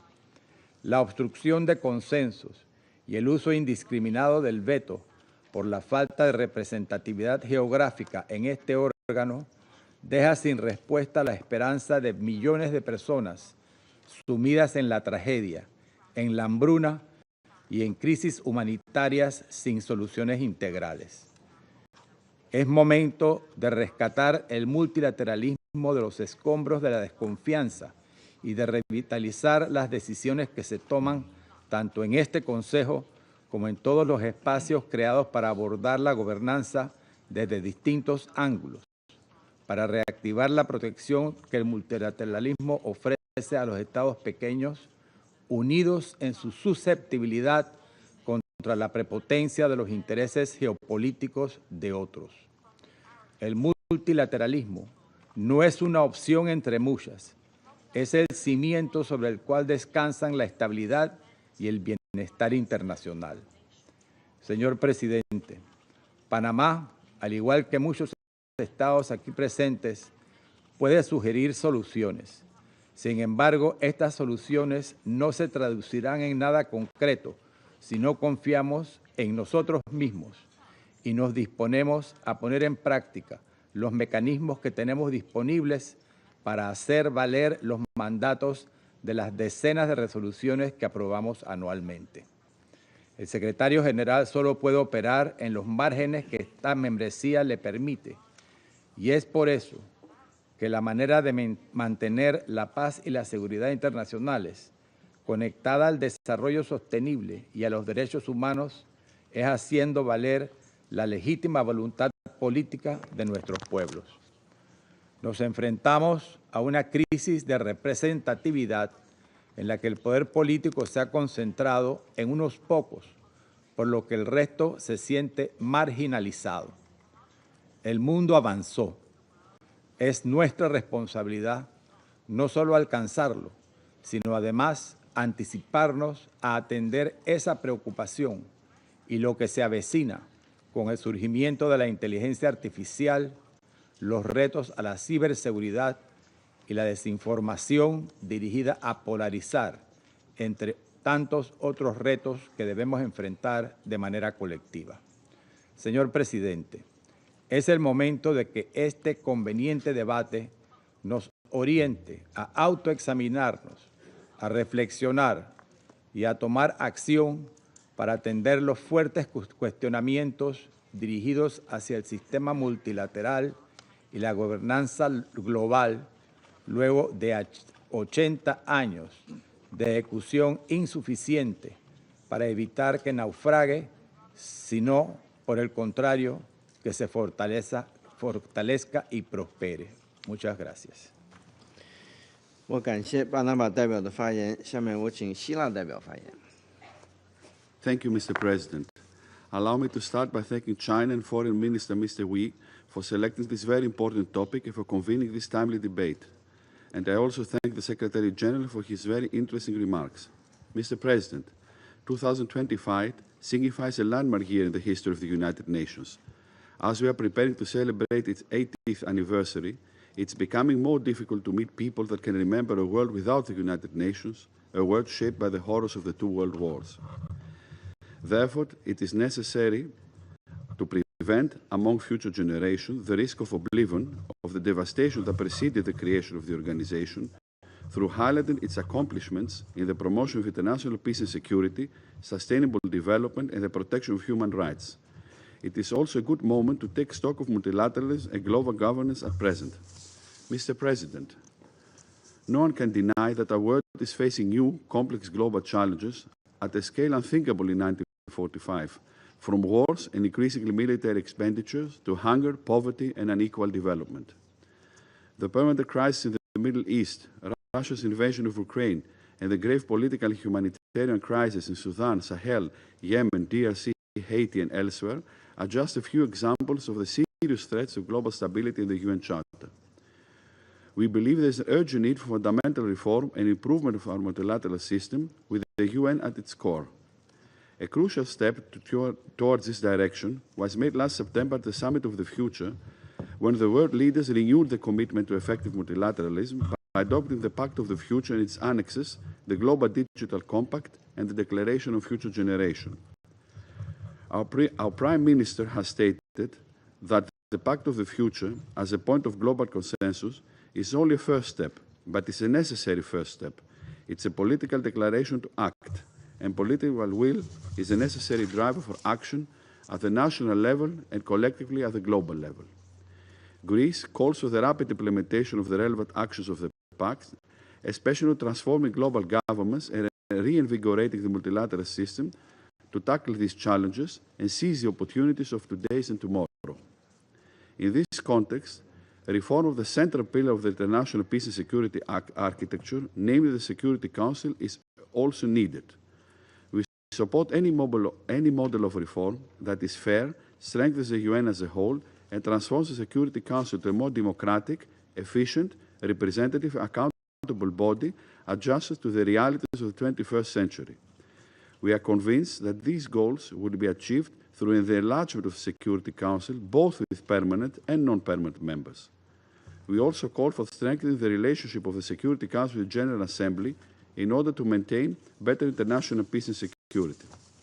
Mr. President, during the intense negotiations of the Pact of the Future and beyond, Greece insisted that it was necessary to go back to the basics of the UN Charter, such as the peaceful settlement of dispute, the respect of international law, and the rules and principles of the Charter. These are core elements of Greece's participation to the Security Council and the necessary foundations of peace and prosperity across all nations. At the same time, we need to safeguard fundamental rights and freedoms, democracy and the rule of law in an increasingly authoritarian, dangerous and contested world where human dignity is progressively challenged and where war becomes more prevalent on a greater scale. Let me also stress that one of the Pact's significant achievements is the first global recommitment to nuclear disarmament since 2010. We stress the need this to serve as a basis for upholding and strengthening the international non-proliferation and disarmament architecture with NPT as its cornerstone. Mr. President, Greece recognizes the need to narrow the development divide and especially the digital divide. Peace and security cannot prevail in the absence of development and growth. Greece focuses its development efforts and allocates aid, including through capacity building, transfer of know-how and expertise, with the aim of contributing to the reduction of poverty and inequality in the world, the consolidation of peace and security, and in order to tackle the root causes of migration flows. We also believe that artificial intelligence offers tremendous opportunities for achieving the SDGs, and we are actively engaging to the discussion of the global governance of AI at the UN and other fora. Our common efforts to bridge the digital divide should focus on the implementation of the Global Digital Compact, which represents the first comprehensive global framework for digital cooperation, chartering a roadmap for global AI governance. Mr. President, we are also deeply concerned with the lack of substantial progress in tackling the effects of climate change. We reaffirm the importance of accelerated action in this critical decade on the basis of the best available science, and we welcome relevant decisions adopted at COP28 and 29. We also recognize the importance of support to developing countries and their access to climate finance, especially those that are particularly vulnerable to the adverse effects of climate change. Mr. President, in closing, let me underline that the upcoming celebration of the 80th anniversary of the UN serves as a moment of collective reflection on the accomplishments of our organization, a reiteration of a common belief to its core values and principles, and a time to begin reforming global governance and the multilateral system. Let us all work together towards this direction. I thank you. 我感谢希腊代表的发言，下面我请俄罗斯代表发言。Господин председатель, приветствуем личное участие министра иностранных дел Китайской Народной Республики в сегодняшних открытых дебатах. Приветствуем участие других министров и высокопоставленных представителей. Считаем предложенную китайским председательством тему крайне актуальной. Она дает хорошую возможность обсудить через геополитическую призму первопричины нынешнего глубокого кризиса современного международного миропорядка. Видим в сегодняшнем заседании своего рода продолжение дискуссии, состоявшейся в июле 2024 года, когда Совет под российским председательством рассматривал вопрос о многостороннем сотрудничестве в построения более справедливого, демократического и устойчивого миропорядка. 80 лет назад, 4 февраля 1945 года,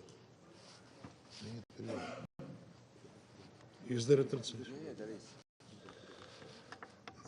4 февраля 1945 года открылась Ялтинская конференция.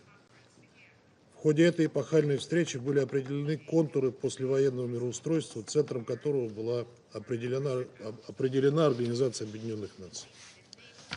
В международно-правовой плоскости Устав Всемирной Организации впервые поставил знак равенства между всеми государствами, избавив мир от легитимизации притязаний отдельных стран на доминирующее положение.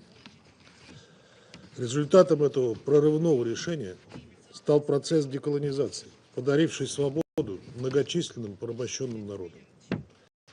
Кроме того, при всех своих сильных и слабых сторонах, о которых до сих пор спорят политики и ученые, ООН в целом справлялась со своей главной задачей – предотвращением новой глобальной войны.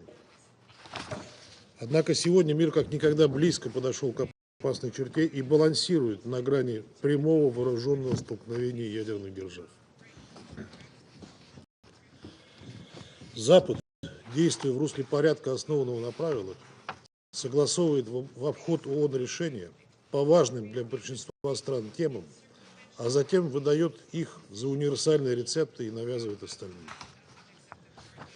Тем самым происходит сознательный подрыв авторитета Всемирной организации и верховенства международного права в регулировании международных отношений. Самое широкое применение получила практика односторонних ограничительных мер, которые применяются всякий раз, когда сторонники силовых методов мировой политики не могут протащить желаемое решение через Совет Безопасности. Примером тому является ситуация с Ираном. После истечения ряда ограничений в рамках резолюции 2231 в октябре 2024 года европейские страны не предприняли практических шагов по отмене рестрикций против Ирана, продлив их бессрочно на национальном уровне. Хотим напомнить, что единственным органом, уполномоченным на введение санкций, является Совет Безопасности. Любые другие меры носят незаконный характер. Но санкции самого Совета не являются высеченными на камне. Как и в отношении любого другого инструмента поддержания международного мира и безопасности, Совет должен активно работать над их актуализацией, адаптацией к новым реалиям, обеспечивать их эффективное выполнение. В этом смысле очевидно, что действующие рестрикции в отношении КНДР не содействуют нормализации ситуации на Корейском полуострове и давно подлежат серьезному пересмотру. Неподчинение Уставу ООН и безответственное отношение к решениям Совета Безопасности по самым острым международным вопросам стало визитной карточкой Запада. Из плохо скрываемых откровений многих западных политиков и дипломатов следует, что для их столиц резолюции Совета ничего не стоят. Они с завидной регулярностью не выполняются или попросту считаются необязательными. За такими действиями стоит навязчивое желание сохранить неоколониальную систему эксплуатации, позволяющую его правящим элитам и финансово-промышленному капиталу паразитировать на разграблении развивающихся стран. Россия прикладывает усилия по продвижению антиколониальной и антинеоколониальной повесток в ООН, включая принятие тематической резолюции Генеральной Ассамблеи в декабре 2024 года. В контексте усилий по урегулированию украинского кризиса становится понятно, кто искренне выступает за более справедливый, свободный и равноправный мир, а кто живет в прошлом и старается любой ценой воплотить в жизнь свои геополитические установки. Любое государство, претендующее на роль посредника и выступающее с мирными инициативами, должно прежде всего ясно понимать, с чего начался этот конфликт. Его первопричина – в игнорировании законов и интересов России в области безопасности стремление нанести ей стратегическое поражение, а также в несоблюдении пришедшим к власти в результате антиконституционного государственного переворота киевским режимом прав русскоязычного, прав всего населения Украины и обязательств любого нормального правительства перед всеми своими гражданами. Параллельно с достижением целей специальной военной операции Россия выступает за создание системы неделимой и равной безопасности в Евразии, в рамках которой все государства будут уверены в собственной безопасности и не будут пытаться обеспечить ее в ущерб интересам других. Выдвинутая президентом России инициатива по данному вопросу созвучна идеям и предложениям многих стран, расположенных на нашем общем континенте. Не вызывает сомнений, что комплексный подход к многосторонности зиждется на целях и принципах Устава ООН. Одновременно, по мере формирования многостороннего мироустройства со сдвигом центров силы в сторону глобального юга, растет потребность в адаптации институтов глобального управления к современным реалиям и, в первую очередь, в реформе ООН и ее Совета Безопасности. Выступаем в пользу увеличения представленности в Совете Безопасности государств Африки, Азии и Латинской Америки. Безосновательное доминирование в Совете стран Запада, как наследников колониальных метрополий, должно уйти в прошлое. Тектонические сдвиги наблюдаются в мировой экономике. Доля стран БРИКС в глобальном ВВП 37 с лишним процентов, опередила долю стран группы 7, менее 30%. Реформа глобальной финансовой архитектуры должна отражать эти процессы. Особое значение имеет скорейшее реформирование бреттон-вудских институтов и ВТО, работа которых должна выстраиваться с учетом реального веса незападных центров экономического роста. И что же мы видим в этой сфере? Лишь попытки стран ОЭСР не допустить значимых реформ и уцепиться за существующую систему, которая позволяет использовать финансовые инструменты как оружие массового поражения, что усиливает фрагментацию мировой экономики. Продолжается колониальная практика навязывания идеологических установок и политических решений, социально-экономических моделей, нацеленных на ограбление суверенных государств. По имеющимся оценкам, развитые страны выкачали из стран глобального юга со времени принятия декларации о деколонизации 1960 года ресурсов на общую сумму в 62 триллиона долларов.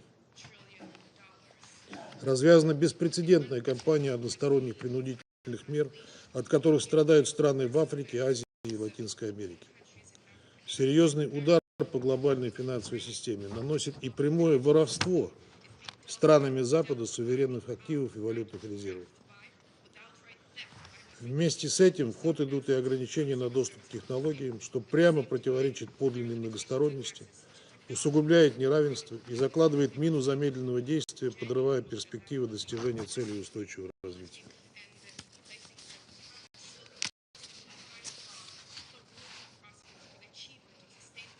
Растущее недоверие к финансовой системе, основанной на западных резервных валютах, и намечающийся отток средств из ценных бумаг и долговых обязательств западных государств и крупных банков подталкивают процессы активизации региональных связей, формирования эффективных и безопасных многосторонних внешнеэкономических механизмов, альтернативных тем, которые контролируют и используют в своих корыстных интересах Запад.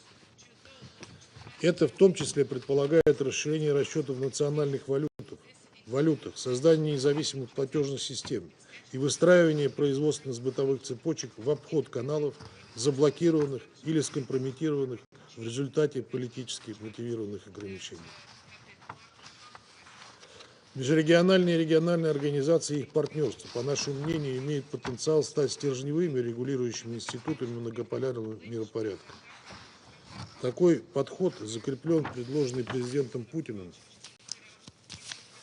концепции большого евразийского партнерства, экономического фундамента нашей инициативы единой неделимой безопасности в Евразии.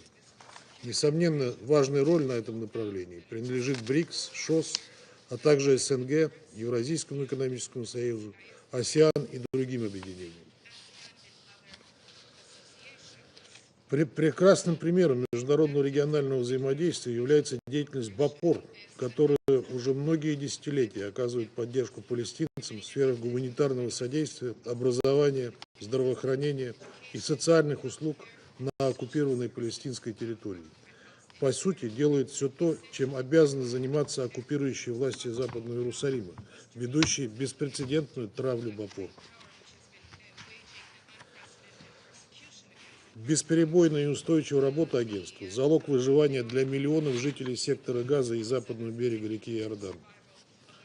Сегодня БАПОР для газовитян – единственная оставшаяся в жизни опора, альтернативы которой не было и нет. Наш долг – защитить мандат агентства в интересах продолжения его уникальной работы по оказанию помощи палестинцам как на ОПТ, так и в соседних арабских странах. В этой связи поддерживаем призыв Генерального секретаря ООН и Генерального комиссара БАПОР к Израилю соблюдать свои международно-правовые обязательства и отменить законы Кнессета о запрете деятельности агентства.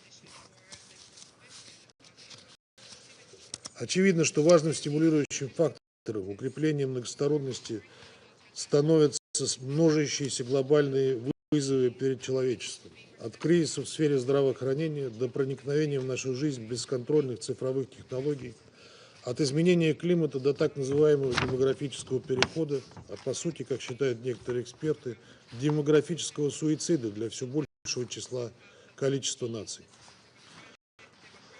ООН призвана играть центральную координирующую роль в выработке адекватных решений с привлечением всех заинтересованных сторон, а деполитизированное международное научное сотрудничество предоставить убедительную и долгосрочную базу для принятия такого рода решений. Непосредственно в деле достижения целей устойчивого развития серьезные надежды возлагаются на предстоящую 4-ю международную конференцию по финансированию развития в Испании в июле сего года. Среди других приоритетных вопросов отмечаем проблематику цифрового разрыва. Выступаем за налаживание межгосударственного диалога и наращивание активности профильных международных организаций с целью сокращения цифрового неравенства, содействия развивающимся странам в развитии национального законодательства и в высокотехнологической инфраструктуры в области цифровой экономики. Дискуссии на все обозначенные нами темы должны выстраиваться без скатывания в бесплодную полемику, иначе ощутимых результатов достичь не удастся. Необходимо восстановить профессиональную дипломатию, культуру диалога, умение слушать и слышать, сохранять каналы кризисной коммуникации. Точка опоры есть, это устав нашей организации. Если все без исключения будут следовать его духу и букве, а не трактовать его выборочно в угоду своим геополитическим интересам, Объединенным нациям по силам преодолеть текущие разногласия и прийти к общему знаменателю по большинству вопросов. Благодарю вас. 感谢俄罗斯代表的发言，下面请法国代表发言。 Monsieur le Président, je vous remercie pour l'organisation de cette réunion. Alors que la gouvernance mondiale est mise au défi par la multiplication des crises, nous ne devons pas céder à la tentation de l'unilatéralisme. Ceci nous conduirait à la confrontation généralisée de tous contre tous, au détriment de chacun, même de celui qui se croit le plus fort. La France réaffirme son soutien au multilatéralisme, au respect du droit international et aux valeurs de coopération et de solidarité. En septembre dernier, nous avons adopté le Pacte pour l'avenir afin de revitaliser le multilatéralisme et accélérer la réalisation de l'agenda 2030. Alors que nous nous apprêtons à célébrer le 80e anniversaire des Nations Unies, ce document réaffirme qu'une réponse collective est nécessaire pour répondre aux défis actuels et à ceux de demain. Dans cet esprit, la France a organisé le sommet pour un nouveau pacte financier et au début du mois de février de cette année, le sommet pour l'action sur l'intelligence artificielle. Nous devons repenser notre système de gouvernance pour le rendre plus efficace, plus représentatif et plus juste. Il nous faut aussi aller plus loin en matière de climat et de biodiversité. Cette méthode continue de produire des résultats, comme l'illustre l'adoption du traité BBNJ en 2023.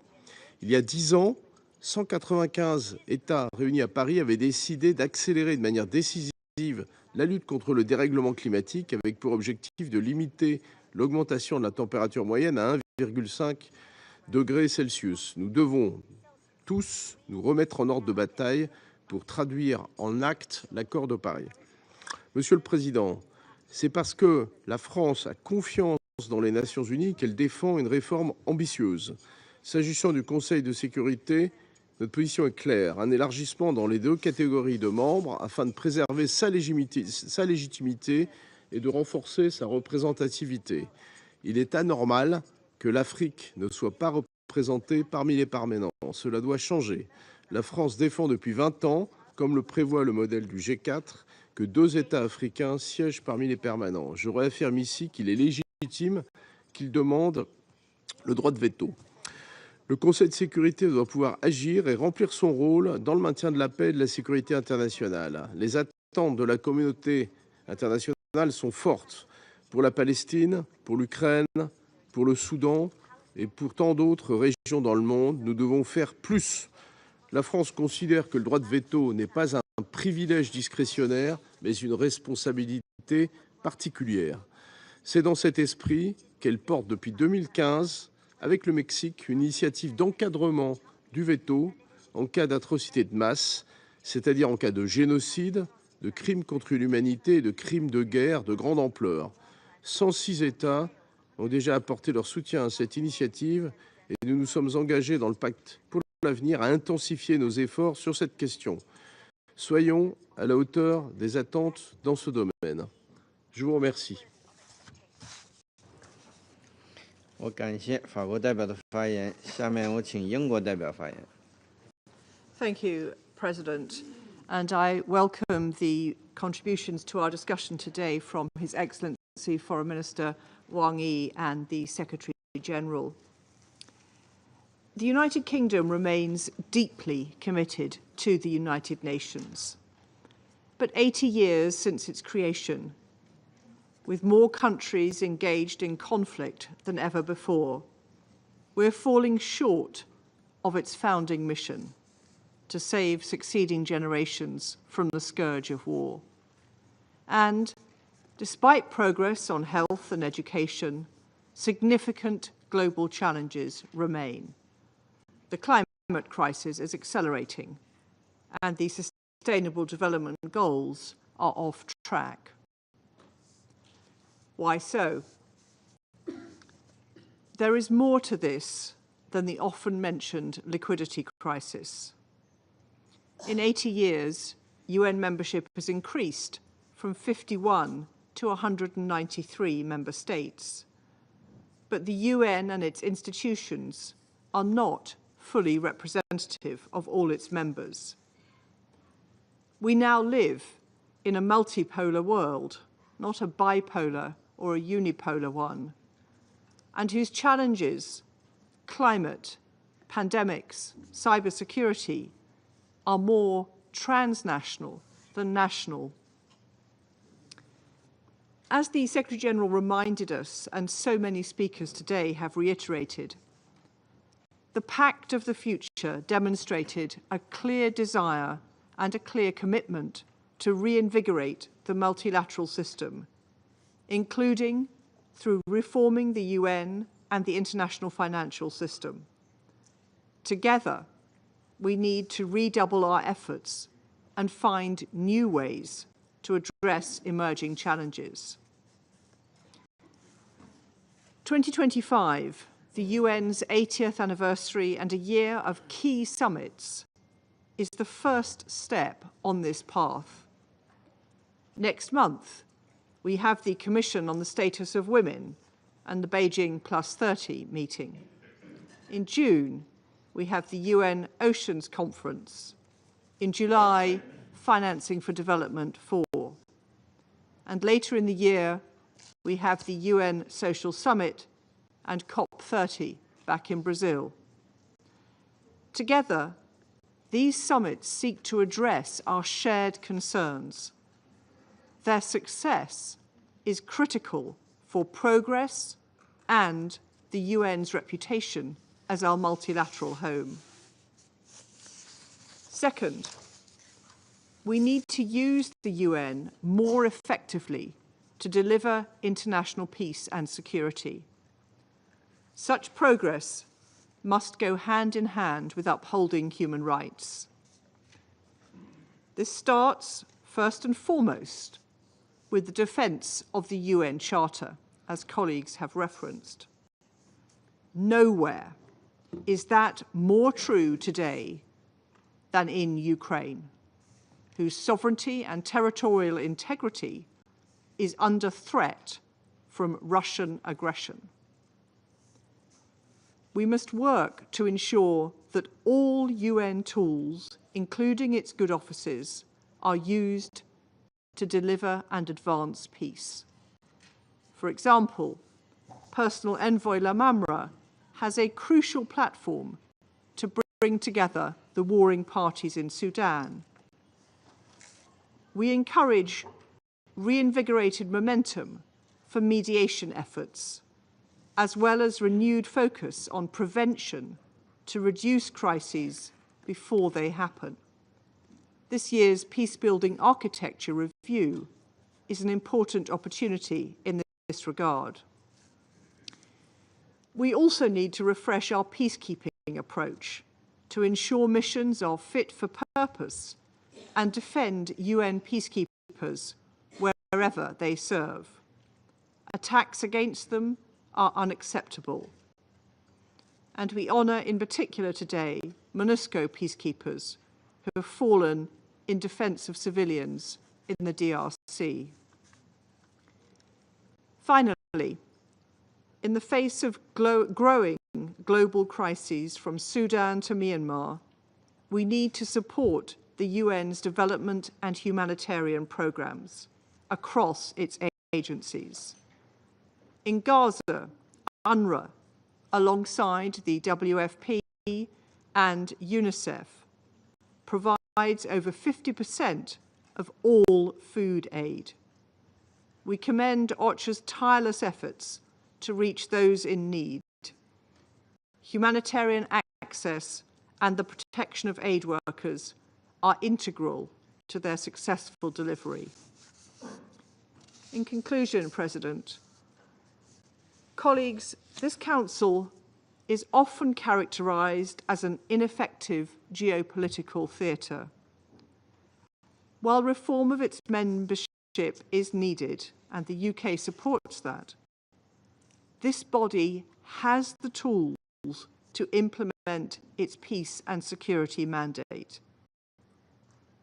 We now need to strengthen our collective will to use them more effectively and, as the Secretary-General has said, in our 80th year, work to build the more peaceful, just and prosperous world that we know is within reach.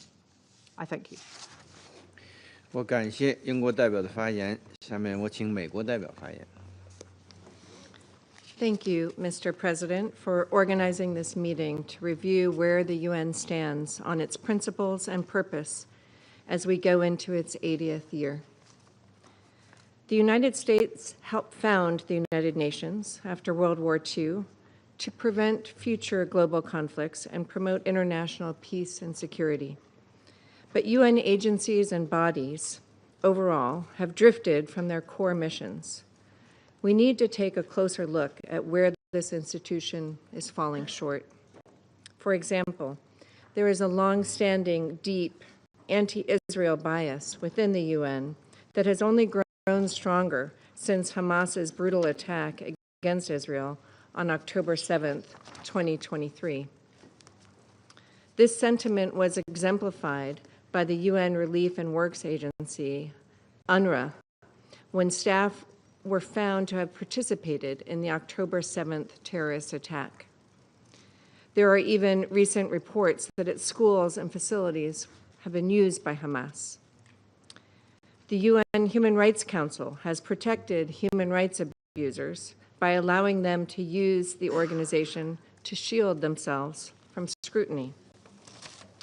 As for the Security Council, it is charged with maintaining international peace and security, but critical issues that demand the Council's attention continually fall by the wayside.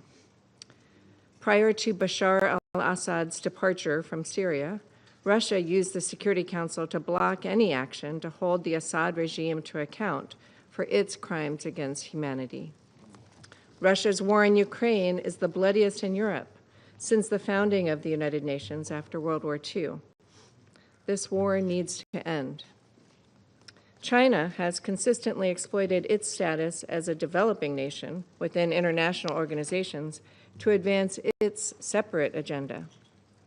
The UN should not be in the business of endorsing any one country's initiatives. So, two of the greatest drivers of instability in the world today hold veto power at the Security Council. That is what we are up against. As mentioned at the outset, the United States has supported the United Nations over these 80 years. We will continue to strongly advocate for peace abroad and for security and stability at home. The United States is currently conducting a review of our support to the UN. We will consider whether the actions of the organization are serving American interests and whether it can be reformed. The United States will not support UN bodies such as the UN Human Rights Council. We will review bodies such as UNESCO, which has a history of anti-Semitism or anti-Israel sentiment within the organization. Colleagues, we are seeing the abuse of international structures for political ends, including by using the International Court of Justice advisory opinions as a way to pursue national agendas. The ICJ has been used by South Africa to accuse Israel of genocide. Unfortunately, the term genocide has been misappropriated to become an international slander. Mr. President, as we look at the tools available to us to promote economic and social development, we need to harness the power of artificial intelligence, which will have countless revolutionary applications in economic innovation, national security, healthcare, and free expression. America welcomes partnerships with UN member states that foster the creation of AI technology, but we must guard against strangling the development of AI with needless regulations. We must also be wary of attempts to use AI algorithms to rewrite history, surveil users, and censor speech. Mr. President, a few words about sanctions, or so-called illegal unilateral coercive measures. The United States reiterates that its autonomous sanctions programs are consistent with international law. In addition to observing and respecting UN sanctions, the United States and many of our partners legitimately use domestic authorities, carefully regulating our domestic financial systems in a tailored way to address threats to international peace and security. In doing so, we go to tremendous lengths to avoid humanitarian impacts or impacts on the flows of life-saving food and medicine to those in need. Mr. President, in conclusion, the United States supports the UN's return to its founding mission of promoting peace and security around the world. As President Trump has stated, we will be taking a hard look over the next few months on what reforms the UN needs to undertake to get us to that point. I thank you. 感谢美国代表团的发言。下面有请斯洛文尼亚代表发言。Thank you, Mr. President. We are encouraged by the leadership of China in organizing today's debate, and we thank Secretary General for his briefing earlier. Colleagues, soon we will mark 80 years since the end of the Second World War. Devastation and suffering caused by the war led the leaders to unite and establish the UN with the noble motivation, quote, to save succeeding generations from the scourge of war, end of quote. Our organization and hope for a peaceful future raised as a phoenix out of the ashes of the war, as beautifully depicted by Per Krog's mural for peace hanging in the chamber just behind us or above us. However, as if the core to the raison d'etre of our organization has loosened with time, and as if we are not capable anymore to imagine peace. The conflicts are running at an all-time high. The UN Charter, the international law, international humanitarian law, and the resolutions of this Council are all being undermined and right out violated or ignored without any accountability. Since we have entered the Security Council a year ago, we have been asking ourselves how to revive the spirit of San Francisco.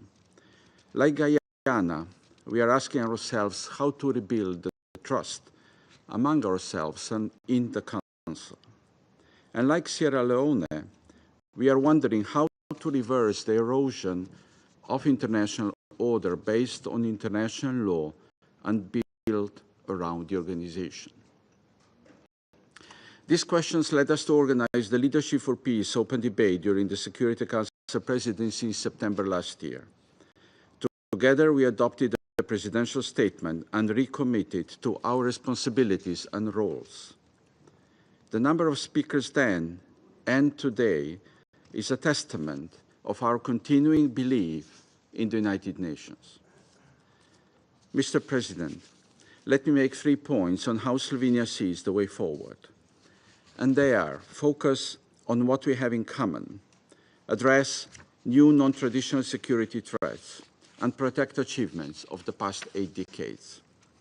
First, international community joined under the umbrella of the United Nations continues to share most noble aspirations. We committed to a world free of fear and free of want. We committed for every human to be able to have her needs, rights, and dignity protected and promoted. These goals continue to unite us. Last year, we adopted the Pact for the Future, for a world that is safe, peaceful, just, equal, inclusive, sustainable, and prosperous. A world in which well-being, security, and dignity, and solidarity, and healthy planet are assured for all humanity. We agree with you, Mr. President, as with many other colleagues who are convinced that the Pact is a good and broad enough basis to implement our common aspirations. Second, international community joined under the umbrella of the United Nations should acknowledge the profound global transformation we are experiencing today, a transformation that is adding new, non-traditional concerns to the existing ones. Climate change and environmental threats can fuel conflicts. Water-related risks are a challenge to the resilience of societies. Cyber attacks on critical infrastructure, hospitals, and government institutions can bring the world to a standstill. Disregard for safety and protection of nuclear power plants can hinder lives of generations to come. Terrorism continues to threaten security and well-being of all our citizens. These new security concerns don't stop at our borders. They don't recognize regional divisions. They represent our shared concern, our common threat. And the Council should step up efforts in addressing them. So let us commit to fighting these challenges, and let us do it together. UN community is our strength. And my third and last point, international community joined under the umbrella of the United Nations should be proud of its past achievements. A major contribution of the UN with its legal framework is that it enabled the power of rules to replace the rule of power. Even if it doesn't always work properly and in all situations, it provides a protective shield for a great majority of member states against notion of might is right, in the words of my Danish colleague. Violations of the UN Charter, of the international law and international humanitarian law, the erosion of respect for the work of the humanitarian organizations and their staff, disregard for the protection of civilians, especially women and children in armed conflicts, without any accountability, risk driving our world into disorder and chaos. So, colleagues, the Secretary General, Dag Hammarskjöld, once observed that it is not big powers who need the UN for their protection. It is all the others. We, the others, the great majority of UN member states, should act accordingly to protect 8 decades of the international system based on rules and the UN Charter, and build consensus to deliver peace, to end with a quote of the current Secretary General. Thank you. 我感谢斯洛文尼亚代表的发言。下面我请玻利维亚外交部长伦达女士阁下发言。Muchísimas gracias, señor presidente. El Estado Plurinacional de Bolivia saluda la presidencia de China frente del Consejo de Seguridad y le deseamos mucho éxito. Quiero saludar en nombre de nuestro hermano presidente Luis Arce Catacora y del pueblo boliviano en ocasión de la celebración del bicentenario de nuestra independencia. Esta fecha marcará el inicio de una etapa como Estado plurinacional de Bolivia para continuar fortaleciendo la equidad y la justicia para nuestro pueblo. Este encuentro se lleva a cabo en un contexto en el que la crisis multidimensional que atraviesa el mundo se profundiza cada día más. Hoy le corresponde a la República Popular China asumir el desafío en un contexto mundial difícil que se caracteriza, 1, por el agravamiento de la crisis climática, en el que varios países se enfrentan el peligro real de desaparecer por el aumento del nivel del mar, el calentamiento global, que agrava la inseguridad alimentaria. 2, las consecuencias de prácticas neocolonialistas y ocupaciones militares por mantener la hegemonía y el control de nuestros recursos naturales. 3, el peligro de una guerra comercial de alcances generales con consecuencias gravísimas en todos los campos. 4, las amenazas de profundizar el genocidio contra el pueblo de Palestina. 5, los bloqueos económicos y las medidas coercitivas unilaterales como armas de dominio contra países soberanos. Ante estas amenazas a la paz y a la existencia del planeta, el desafío más importante es la implementación de un cambio radical y urgente en las estructuras de las Naciones Unidas, especialmente en el Consejo de Seguridad. Es necesario restaurar al respecto por el derecho internacional, los derechos humanos y establecer una gobernanza global, inclusiva y representativa. La utilización del veto por los Estados Unidos para premiar la impunidad de Israel en el caso del genocidio de Palestina en contra de la voluntad colectiva de ese pueblo hermano. Es una muestra de que el Consejo de Seguridad no representa los intereses de la mayoría de los pueblos del mundo. Estamos luchando por ratificar el tránsito hacia la multipolaridad y al multilateralismo, pero efectivo.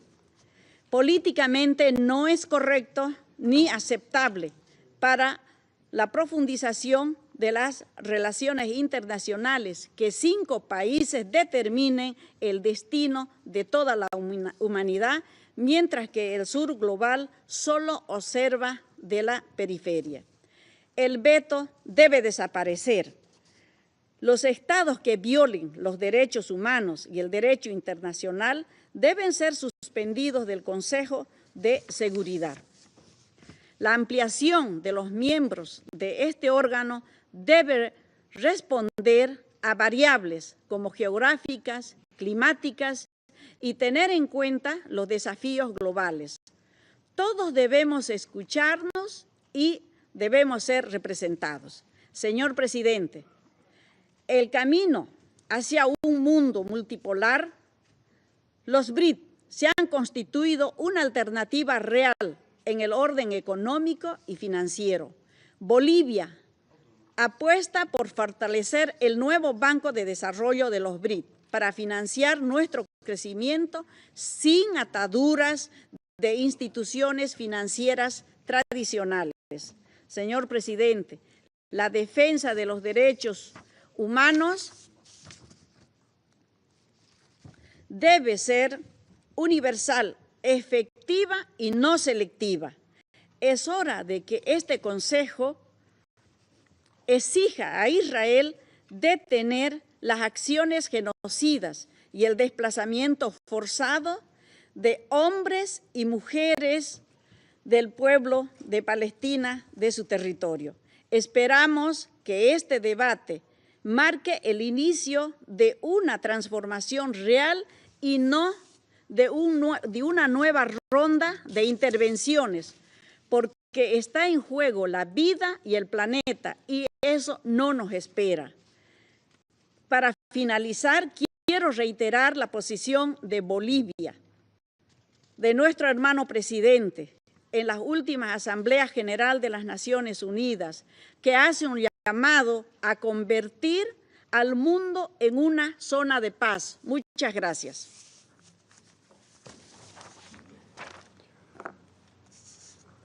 非常感谢伦达外长女士的发言。下面我们有请匈牙利外交与对外经济部长希尔多阁下发言。 Thank you so much, dear Minister, my dear friend, dear colleagues. For the couple of recent weeks, you have been living in a totally new global political reality. The outcome of the US presidential elections have changed basically everything. The whole Western world has received a new leader carrying out a patriotic and sovereignistic political strategy, considering national interest as number one, standing on the basis of common sense, going against the woke ideology and launching a freedom fight against the global dictatorship of the international liberal mainstream. We Hungarians have been doing this for the last 15 years, carrying out a conservative, Christian, patriotic, pro-peace, anti-migration political strategy, for which we have been under tremendous attacks, tremendous and continued attacks carried out by the representatives of the woke ideology and the representatives of international liberal mainstream. And I have to tell you, Mr. President, dear colleagues, that the woke ideology and the international liberal mainstream have poisoned international politics and international relations. Therefore, the last years have become the age of dangers and conflicts. Huge amount of money, multiple tens of billions of dollars have been invested into campaigns, blackmailing and insulting patriotic governments all around the world, interfering into domestic political procedures and elections. International politics have been totally lacking mutual respect. What we had instead? Stigmatization, lecturing, and blackmailing. And we Hungarians have suffered a lot of all these phenomena. Therefore, we welcome the recent changes. We especially cherish that the financial channels of this political strategy of interfering into domestic issues of other countries have been cut, which makes it possible that mutual respect will return as the basis of international politics. Mr. President, we Hungarians have been living in the neighborhood and the shadow of the war in Ukraine, which has put a lot of challenges ahead of us and caused a lot of harms and losses to our country. And we have to tell you that the international liberal mainstream has fueled this conflict by stigmatizing and attacking all of those who had been speaking in favor of peace. We remember the stigmatization, spies, propagandists, friends of whoever. Therefore, a special appreciation should go to those countries who have kept the pro-peace camp alive regardless of the tough circumstances. And a very special appreciation should go to the People's Republic of China to establish the Friends of Group of Peace during the last General Assembly of the United Nations. And dear colleagues, the presidential elections in the US have brought tremendous changes in this case as well. A pro-peace president has been elected. Therefore, we have a bigger hope than ever for the peaceful resolution of the war in Ukraine. And we welcome that direct, highest possible level meetings have started today between the United States and the Russian Federation. We have been representing this position for 3 years, to keep the channels of communication open, to look for diplomatic solutions, to keep the ties with the Russian Federation. And for this, we had been under tremendous attacks in international politics. We had been saying that there's no solution on the battlefield.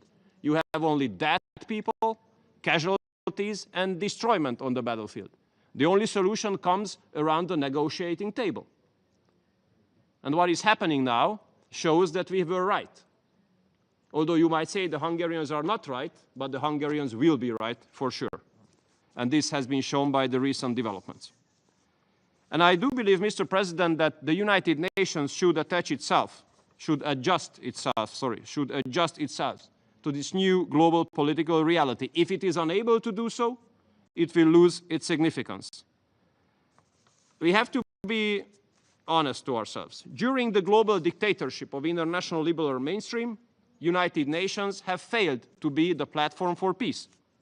Therefore, the leaders should get out of their comfort zones, out of the ivory tower, and come forward with innovative proposals for reforms. How to eliminate the function overlaps, how to eliminate useless functions, how to cut costs, and how to increase the effectiveness. And we, Hungary, as a home of many branches of UN organizations, hosting, for example, the second largest anti-terror department of this organization, we are ready to take our fair share. So if there's a decision for decentralization or outsourcing activities from New York, we are happy to host more in Hungary. So, Mr. President, let me cherish the efforts of the People's Republic of China to keep the pro-peace camp alive in the recent years. Now we hope that the activities of this camp will come to reality. We wish all the best for the United States and the Russian Federation for the direct negotiations. We hope that today's meeting succeeded well, and we hope for a successful summit sometimes in the near future. A good American-Russian relationship is good news to the world as well. And we, Mr. President, stand ready for the new age of global reality, and we are ready to take our fair share when it comes to making the world a better place again. Thank you so much. 感谢西尔多外长阁下。下面我们有请乌干达外交部长奥东格阿布巴卡尔将军阁下发言。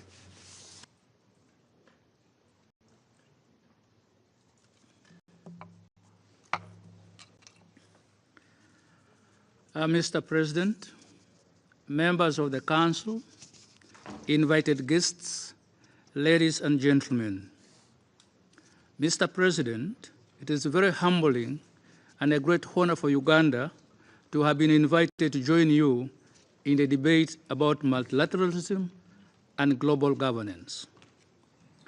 Let me also take this opportunity to thank the Secretary General for his briefing and all of the previous speakers for their illuminating contributions to this debate. Mr. President, let me on the outset share with you some quotes. Mr. Hubert Védrine, the former Minister of Foreign Affairs of France, said, I quote, "We cannot accept either a politically unipolar world, nor a culturally uniform world, nor a unilateralism of a single hyperpower. End of quote. Kofi Annan, former Secretary General of the United Nations, said, and I quote, "There is a certain tendency on the part of some Americans to treat the UN as a multilateralism a la carte, where you pick and choose where it suits you, and where it doesn't suit you, you pull back."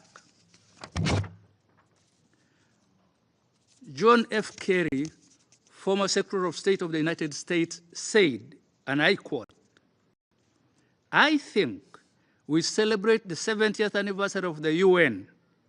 As we celebrate the 7th anniversary of the UN, it is a good moment to rekindle our efforts to make multilateralism work again.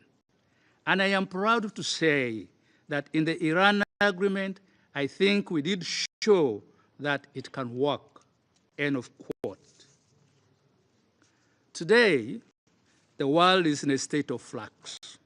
What with the myriad of challenges around issues of climate change, geopolitical tensions, threatening world peace and security, and pandemics, among others. Yet, there is a palpable loss of trust on the age-old institutions and mechanisms of solving them. As we commemorate the 80th anniversary of the founding of the UN, it is most fitting that the world reflects on options available for solving these challenges. For example, to what extent can we still rely on multilateralism? I must therefore thank the President of the Council for choosing this subject and shining a light on it for our attention. Multilateralism, often understood as a cooperation among multiple nations to address shared challenges, has been the cornerstone of global governance, most especially since the mid-20th century. Rooted in the principles of collective action and shared responsibility, it has evolved significantly over time, facing both triumphs and trials. Multilateralism emerged more prominently after World War II with the establishment of the UN in 1945 as its flagship institution. The UN Charter laid the foundation for international cooperation, emphasizing principles such as sovereign equality, peaceful dispute resolution, and the rejection of use of force. Over the decades, multilateralism expanded both horizontally. For example, the United Nations membership grew from 51 members to now 193, and vertically by incorporating non-state actors like the NGOs and private organizations. The post-Cold War era saw a surge in multilateral efforts with the rise of global governance frameworks addressing common challenges like trade with the formation of the World Trade Organization, climate change with the signing of Paris Agreement, and public health with the formation of the World Health Organization. In spite of this, it is always important for us to remember that multilateralism has always been work in progress, balancing universal aspirations with the realities of power politics. Despite this apparent achievement, multilateralism continues to face significant challenges, particularly now in the 21st century. These challenges range from structural impediments, rising nationalism and populism, power shifts in the global arena, global crisis, to loss of trust in the system. The UN Security Council veto system and the lack of equitable representation for especially developing countries hinders effective decision-making. Take, for example, the African continent with a population of now more than 1.4 billion people having no representation at the permanent seats category. Compare this with Europe, with a population of about 500 million people with 3 permanent seats. We could make the UN Security Council more representative and effective if we considered expanding both the permanent categories and the non-permanent categories, particularly by rectifying the injustices meted out to Africa and granting Africa 2 seats in the permanent category and 3 additional seats in the non-permanent category. Many world leaders have disavowed multilateral agreements, prioritizing unilateral actions instead. For example, when you withdraw from the Paris Climate Change Agreement or from the World Health Organization, you are effectively condemning multilateralism to doom. The 21st century is significantly different from the 20th century. Nations that didn't exist then are members of the UN now. Significant economic progress in a number of countries, particularly in the Global South, now means power dynamics have shifted. The shift has major implications. Parallel structures have emerged, and Western domination of institutions is now challenged. The recent outbreak of COVID-19 significantly exposed limitations of the existing multilateral mechanism in coordinating global response. The above scenario have led to polarization and inequality, weakened trust in the multilateral institutions, making collective action more difficult. As John F. Kerry, whom I quoted earlier, did indicate, there is a need to rebuild trust and confidence in the global institutions. The picture I have painted above is rather depressing and fatalistic. However, you could examine ways and options to make multilateralism adapt to contemporary realities and become robust and effective in dealing with existing challenges. I would like to propose that we look at the following. 1, we must endeavor to introduce inclusive reforms. Efforts must be undertaken to modernize the UN, the World Trade Organization, and many other institutions so that they better reflect the current realities. These reforms should better reflect the priorities of the developing countries and ensure geographically diverse representation. 2, we must adopt a multi-stakeholder approach involving NGOs, private actors, and civil society in global governance can foster more flexible and responsive solutions. 3, we should take advantage of technological advances. Digital tools and platforms can enable new forms of collaboration. However, we must remain wary of challenges of interference and data governance issues. 4, initiatives like the UN Foundation's Our Future Agenda are harnessing the energy and creativity of the youth to drive innovative solutions to sustainable development. Such initiatives must be supported. 5, the 2030 Agenda for Sustainable Development and the Pact for the Future provide a roadmap for renewed international cooperation, emphasizing equity and intergenerational responsibility. In conclusion, it is important to note that multilateralism, while facing significant challenges, remains indispensable for addressing global issues that transcend national borders. Its history demonstrates resilience and adaptability, its future depends on the willingness of state and non-state actors to reimagine and to revitalize the system. As the world grapples with existential threats like climate change, pandemics, and geopolitical tensions, the need for effective multilateralism has never been greater.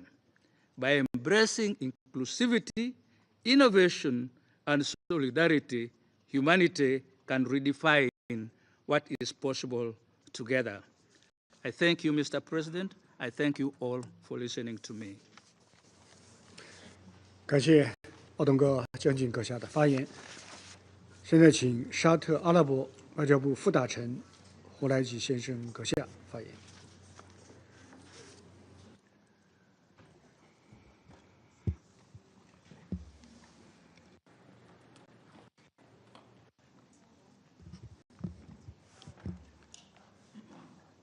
معالي السيد وانغي عضو المكتب السياسي اللجنة المركزية وزير خارجية جمهورية الصين الشعبية، معالي السيد أنطونيو غوتيريش الأمين العام للأمم المتحدة، أصحاب المعالي والسعادة، السلام عليكم ورحمة الله وبركاته. سيد الرئيس، بداية أود أن أهنئكم على رئاسة مجلس الأمن لهذا الشهر، ونقدم لكم جزيل الشكر على دعوتكم لهذه الجلسة المفتوحة لمناقشة سبل تنفيذ التعددية الدولية وإصلاح الحوكمة العالمية وبحث آليات استكمالها، حيث تنعقد هذه الجلسة ونحن نمر بظروف دقيقة وحرجة تحتم علينا جميعاً الوقوف على مكامن الخلل التي تعيق النظام الدولي من القيام بمهامه. كما أقدم جزيل الشكر لمعالي الأمين العام على إحاطته القيمة التي قدمها وعلى ما يبذله من جهود لحفظ السلم والأمن الدوليين. سيد الرئيس، في ظل التحولات والتغيرات التي يمر بها عالمنا، بات من الضروري التحرك نحو تعزيز قدرة النظام الدولي على صون السلم والأمن الدوليين وفقاً لما هو منصوص عليه في ميثاق الأمم المتحدة. وبلا شك فإن التحديات المتزايدة التي يواجهها المجتمع الدولي والأحداث الدامية الراهنة تتطلب أقصى درجات الفاعلية في التعاطي والتجاوب من قبل النظام المتعدد، وعلى رأسه مجلس الأمن الذي يقع على عاتقه التفاعل بحيادية وموضوعية مع جميع القضايا وفقاً للولاية المناط بها. وتؤكد المملكة العربية السعودية على ضرورة الجمع بين عامل الفاعلية من جهة وعامل التعددية وسلامة التمثيل من جهة ثانية في أي مسعى جاد لإصلاح الحوكمة العالمية واستكمالها. إننا بحاجة إلى تمثيل أفضل لمختلف مناطق العالم ومشاركة أكبر للدول النامية في اعتماد الأجندة العالمية وبلورة القرارات بشأنها.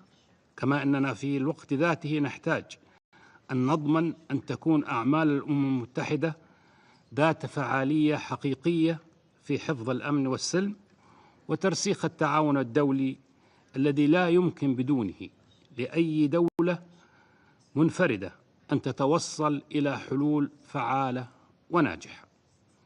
وفي هذا الإطار فإن المملكة العربية السعودية تعيد التأكيد على أن المفاوضات الحكومية الدولية حول إصلاح النظام المتعدد ينبغي أن تكون من خلال الجمعية العامة وفقاً لقرار الجمعية العامة 62/557 والذي تم اعتماده بتوافق الآراء. إن مسألة التعسف في استعمال حق النقد ومسألة عدالة التمثيل وتوسيع عضوية مجلس الأمن أضحت أمور ملحة تستوجب العمل بجدية وموضوعية نحو تنفيذها وضمان تمثيل متكافئ للمجموعات الجغرافية والإقليمية. سيد الرئيس، نحن نشهد اليوم تنامياً في أزمة الثقة بقدرة الأمم المتحدة وهيئاتها وخاصة مجلس الأمن على الاطلاع بمسؤولياتها في حفظ السلم والأمن الدوليين وحل النزاعات بالطرق السلمية، وهذا يستدعي منا جميعا تقييم الوضع الراهن الذي تتراجع فيه فعالية العمل الدولي متعدد الأطراف، وضرورة اقتراح أفضل السبل للإصلاح وتعزيز الفاعلية والتعددية والقدرة على الاستجابة السريعة لمواجهة الأزمات وتخطي العقبات. وبلا شك فإن جهود الفريق العامل المعني بالوثائق الإجرائية الأخرى IWG ومسار تحديث المذكرة 507 الخاصة بتطوير أساليب مجلس الأمن يمثلان خطوة في الاتجاه الصحيح نحو تحسين أساليب عمل مجلس الأمن، لا سيما في التبعيات السلبية لاستخدام حق النقد الفيتو في تحقيق السلم والأمن الدوليين. إن الاستخدام غير المبرر لحق النقد أثبت أن ذلك لا يخدم الأمن والسلم الدوليين ولا يتسق مع المقاصد العليا لميثاق الأمم المتحدة، وما نشهده من استمرار قتل الأبرياء المدنيين في قطاع غزة خير مثال على سوء استخدام حق النقد. إن المملكة العربية السعودية وانطلاقا من حرصها الدائم على تحقيق أهداف وغايات الأمم المتحدة في حفظ الأمن والسلم الدوليين تجدد دعوتها لإصلاح مجلس الأمن ليكون أكثر عدالة في تمثيل واقعنا اليوم وأكثر فاعلية في مواكبة تحولات وتطورات المجتمع الدولي وأكثر كفاءة في معالجة تحدياته المشتركة.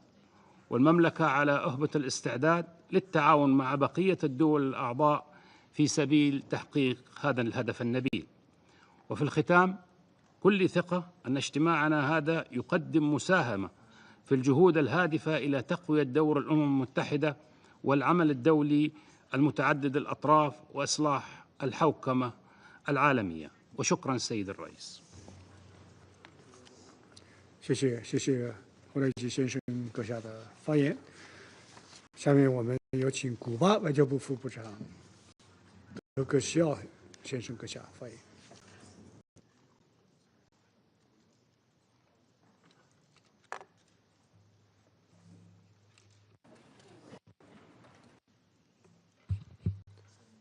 Muchas gracias. Excelentísimo señor Wang Yi, ministro de Relaciones Exteriores de la República Popular China y presidente del Consejo de Seguridad. Apoyamos la declaración que hará más adelante la República Bolivariana de Venezuela en nombre del Grupo de Amigos en Defensa de la Carta de las Naciones Unidas. Valoramos altamente la iniciativa de convocar este debate abierto. Reconocemos el relevante papel de China en la defensa del multilateralismo, la diplomacia, el desarrollo global y la paz. Próximos a conmemorar el 80 aniversario de las Naciones Unidas, el mundo atraviesa una compleja coyuntura caracterizada por graves y crecientes amenazas a la paz y la seguridad internacionales y una progresiva erosión de los fundamentos sobre los que descansa esta organización. La reunión de hoy nos invita a reflexionar sobre su papel esencial en la preservación de la paz y la seguridad internacionales. Hemos sido testigos de la retirada de la mayor potencia mundial de organismos internacionales, con absoluto desprecio por la importante actividad que estos desempeñan. Somos testigos del apoyo y participación de esa gran potencia, sin reparos éticos ni morales, en la expansión del genocidio contra el pueblo palestino, de las declaraciones sobre planes de usurpación de tierras, limpieza étnica y anexión, de la elevación de la ideología racista y supremacista, de la vulneración de acuerdos ambientales para favorecer a las corporaciones transnacionales, sin tener en cuenta los riesgos para la sostenibilidad de la vida en nuestro planeta. Ante ese escenario desafiante, reafirmamos la importancia del papel de la Organización de las Naciones Unidas como principal baluarte para hacer frente a las amenazas mundiales e intentos de socavar la cooperación y el diálogo internacionales.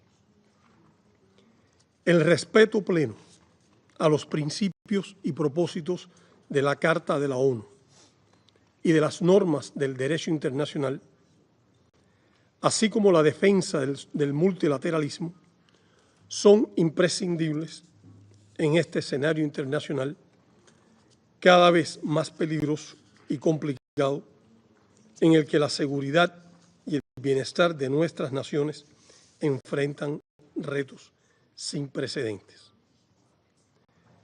Ratificamos el llamado a emprender con urgencia transformaciones profundas de la organización en beneficio de las generaciones presentes y futuras. De igual modo, nos oponemos a las tendencias hacia la privatización del organismo y que éste se convierta en instrumento representativo de los intereses de las grandes potencias y el gran capital transnacional. Es cada vez más evidente que el mundo requiere encaminarse hacia la construcción de un orden internacional nuevo, con la participación de todos. Un debate como este puede ayudar y Cuba tiene el compromiso de contribuir.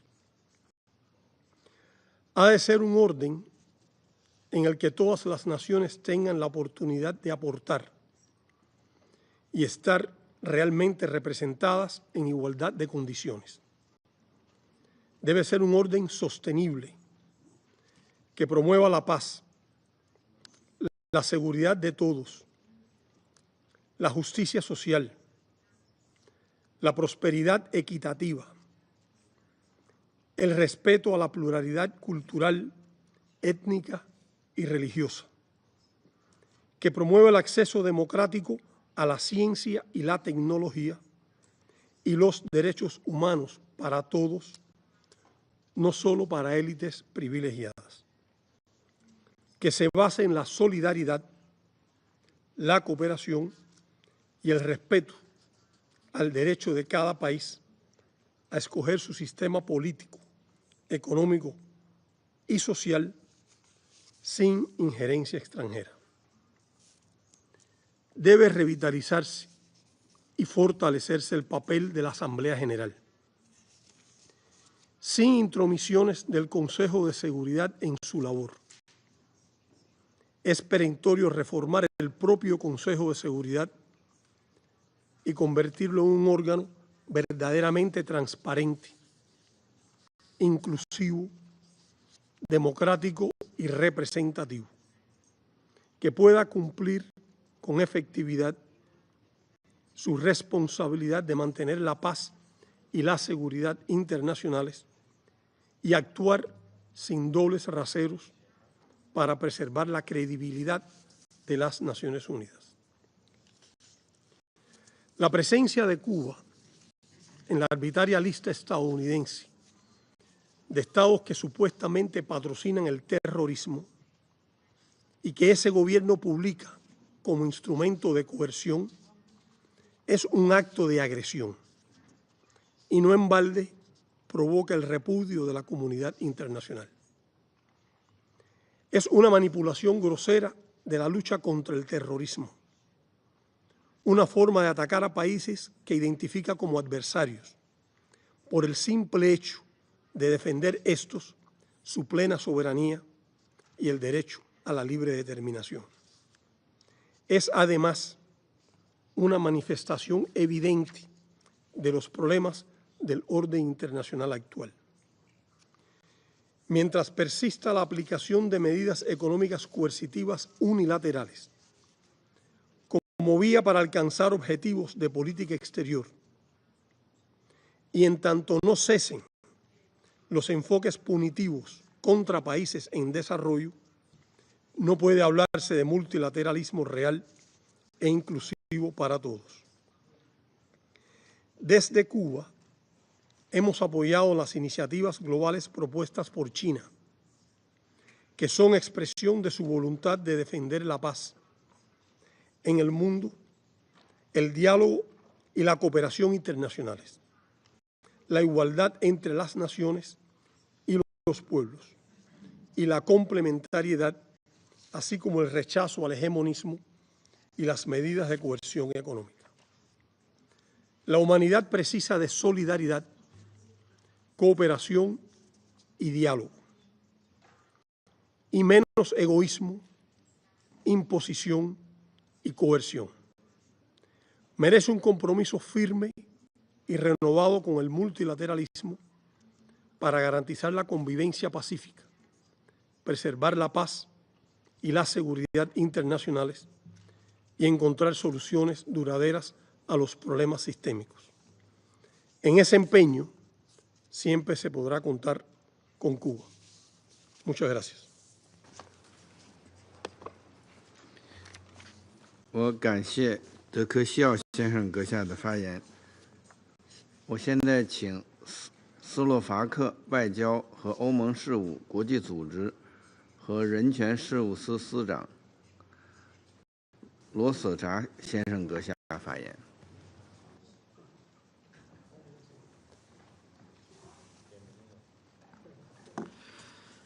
Mr. President, thank you for convening this open debate on the important issue of multilateralism and improving global governance. I would also like to thank Secretary General Guterres for his statement to the Council. The theme of today's debate is of utmost relevance for all of us and all of our citizens.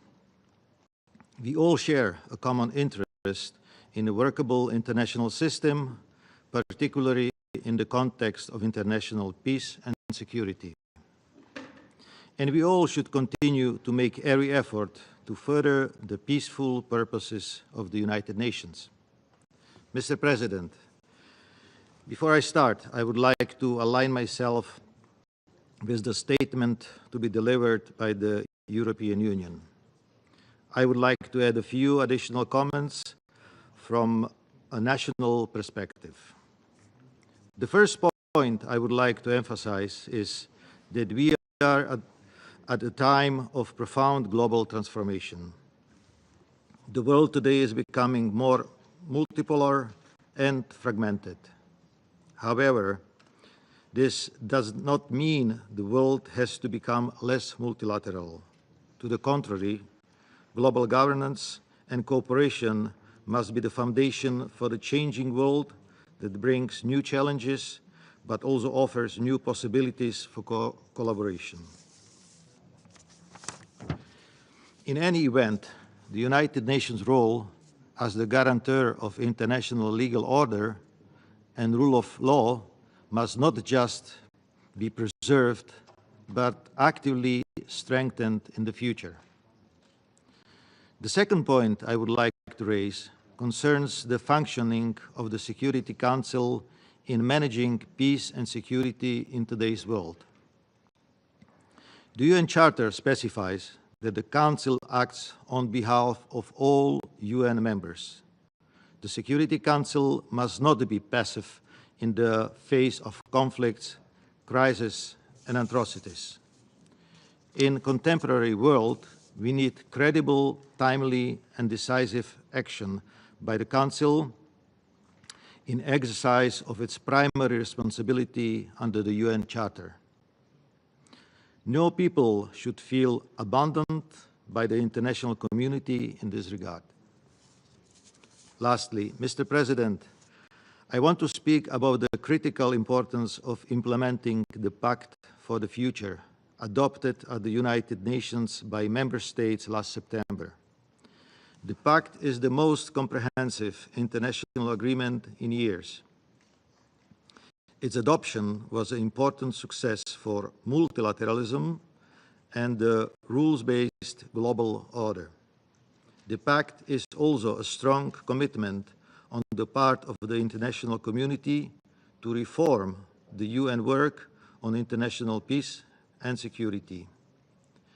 In order to make the most of this new impetus, we must now work together to turn ambitions of the pact into concrete results and improvements. The Security Council too must play its part and act on the key action points proposed in the pact that are of relevance to the Council and the international peace and security matters. I thank you very much for your attention. 我感谢罗索查先生阁下的发言。我现在请乌克兰外交部副部长别查女士阁下发言。Mr. President, Ukraine commends the initiative of the Presidency of China to hold this important debate and takes note of the briefest presentations.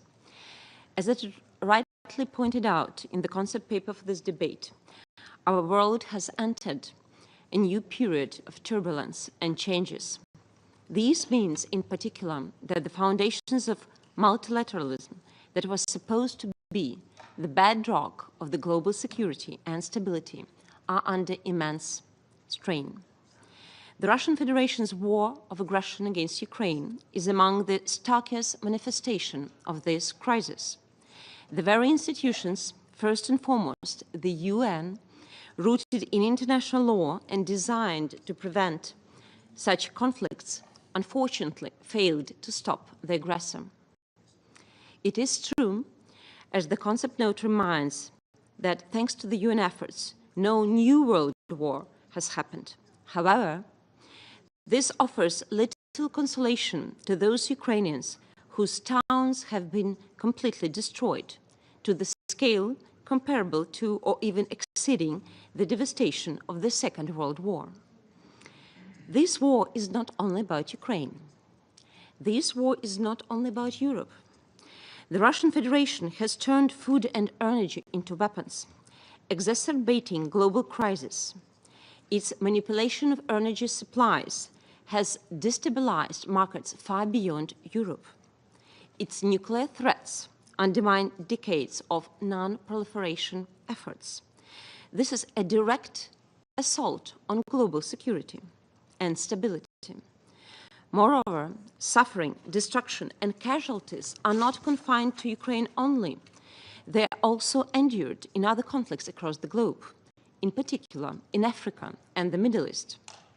Beyond this, we confront the attempts to undermine the credibility and efficiency of key multilateral institutions from inside. Nowhere are these malicious attempts more evident than in this particular chamber, where a state that wages a war of aggression enjoys the privilege of permanent seat and veto power. The Security Council cannot serve its primary function if it is paralyzed by those who actively undermine this mission.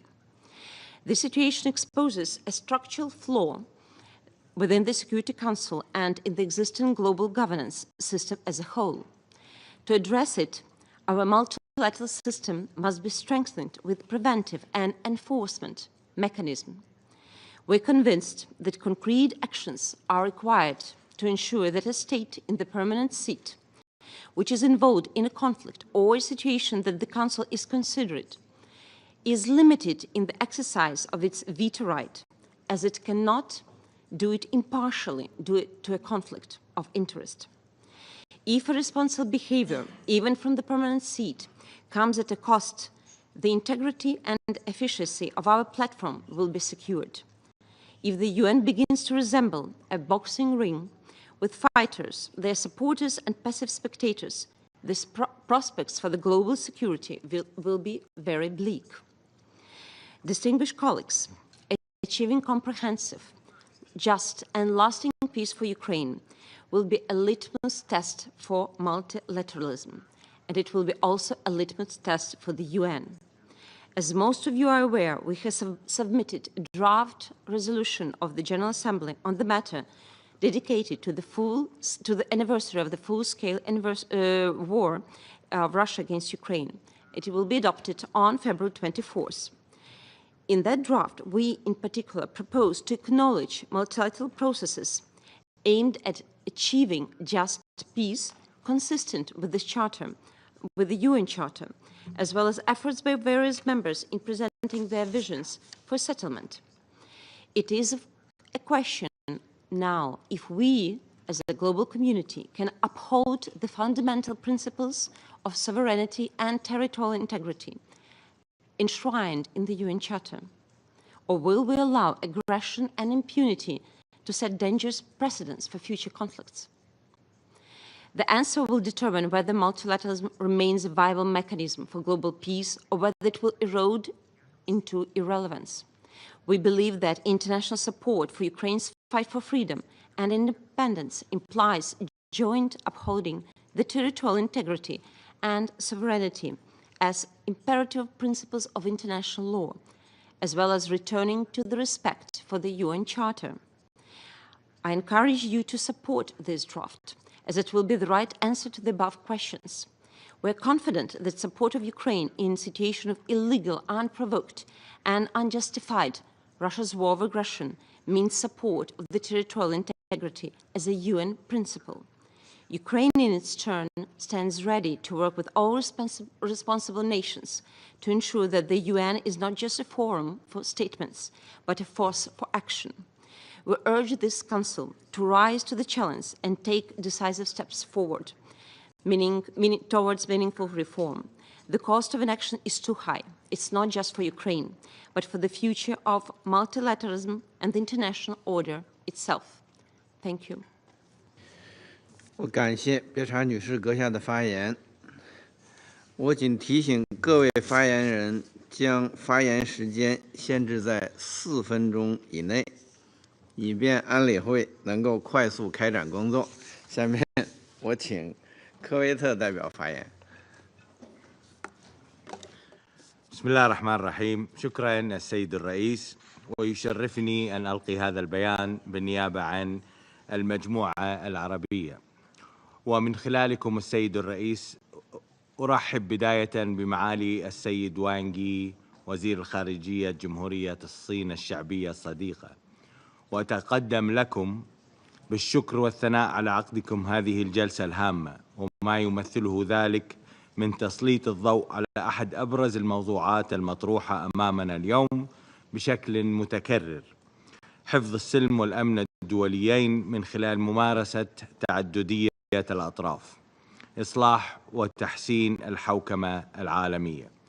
حيث أن جلسة اليوم تتيح لنا الفرصة لمناقشة وتقييم مسؤولياتنا المشتركة تجاه التزامنا بالمبادئ والمقاصد الواردة في ميثاق الأمم المتحدة، والتي تشكل أحد أعمدة العمل الدولي متعدد الأطراف وأكثر الطرق فعالية لمواجهة التهديدات القائمة. سيد الرئيس، تأتي جلستنا اليوم في وقت دقيق وحساس للغاية، حيث يشهد عالمنا اليوم تحديات سياسية واقتصادية واجتماعية وبيئية متشابكة ومعقدة غير مسبوقة، مما وضع النظام الدولي متعدد الأطراف تحت اختبار مفصلي قد يكون الأكثر صعوبة وإلحاحا منذ العام 1945.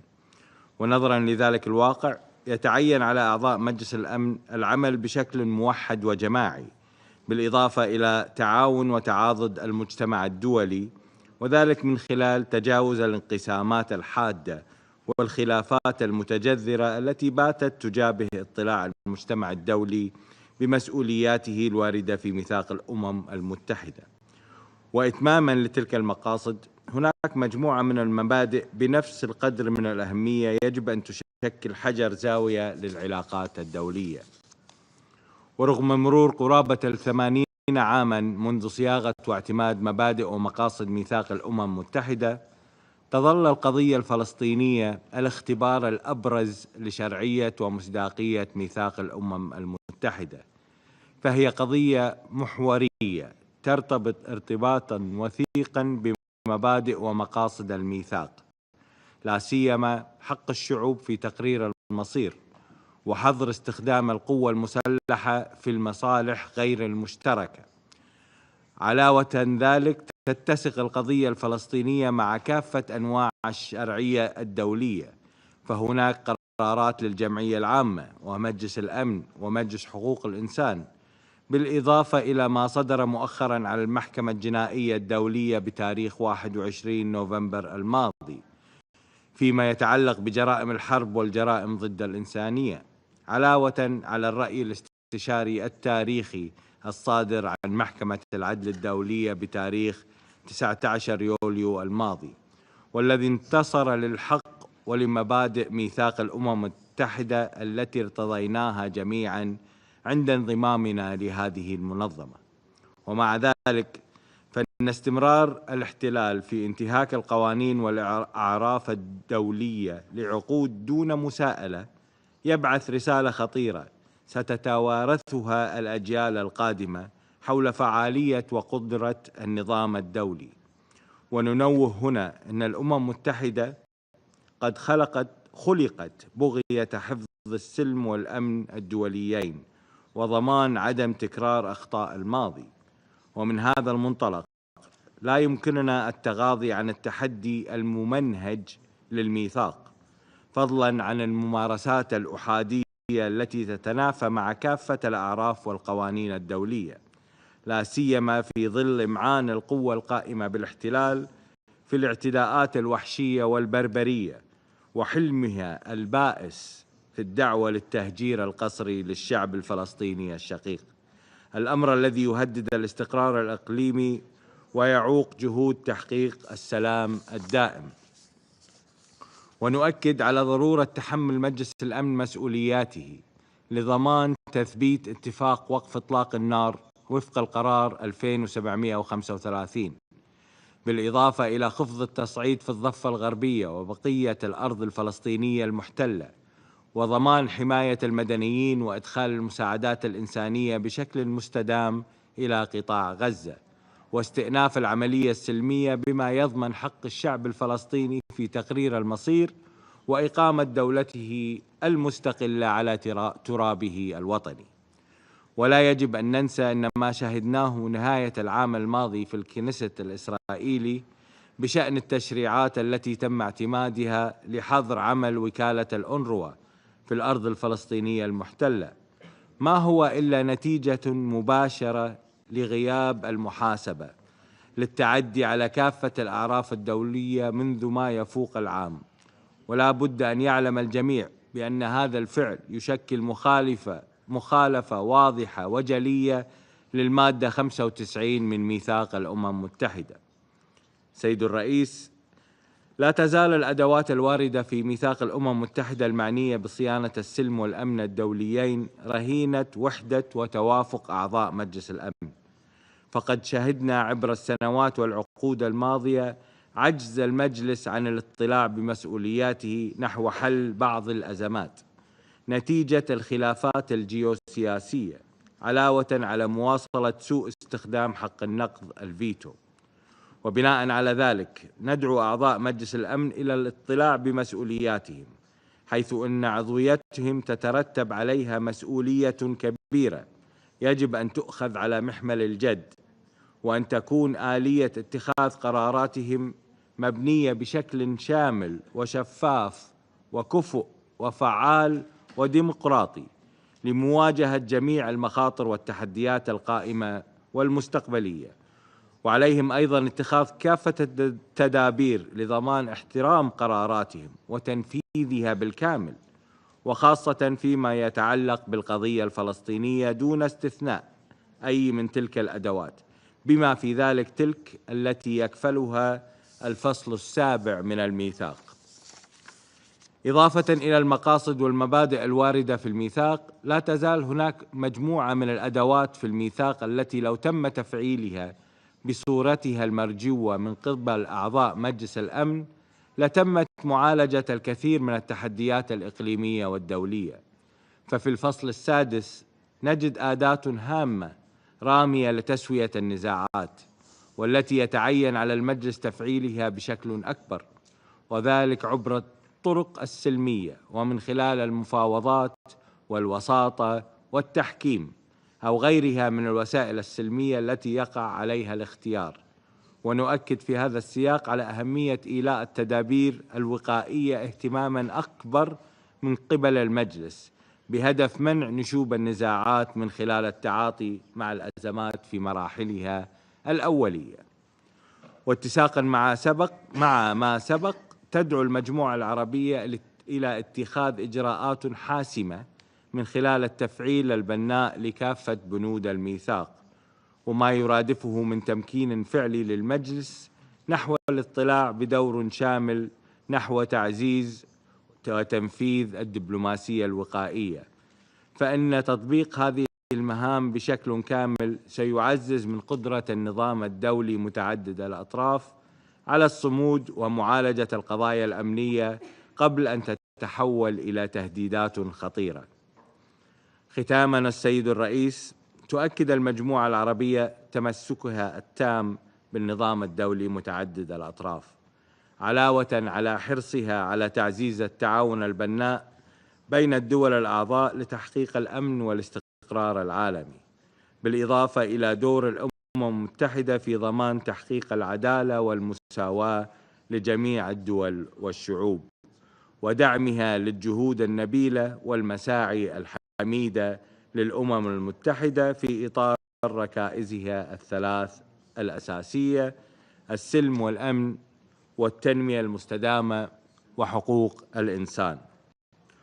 والله ولي التوفيق، وشكرا السيد الرئيس. 我感谢科威特代表的发言，下面我请哈萨克斯坦代表发言。 Mr. President, Excellencies, distinguished delegates, I extend my sincere congratulations to China on assuming the presidency of the Security Council. I commend the Chinese delegation for fostering a reflective dialogue on 80 years of multilateralism at a time when the world faces growing geopolitical tensions, economic instability, and rapid technological change.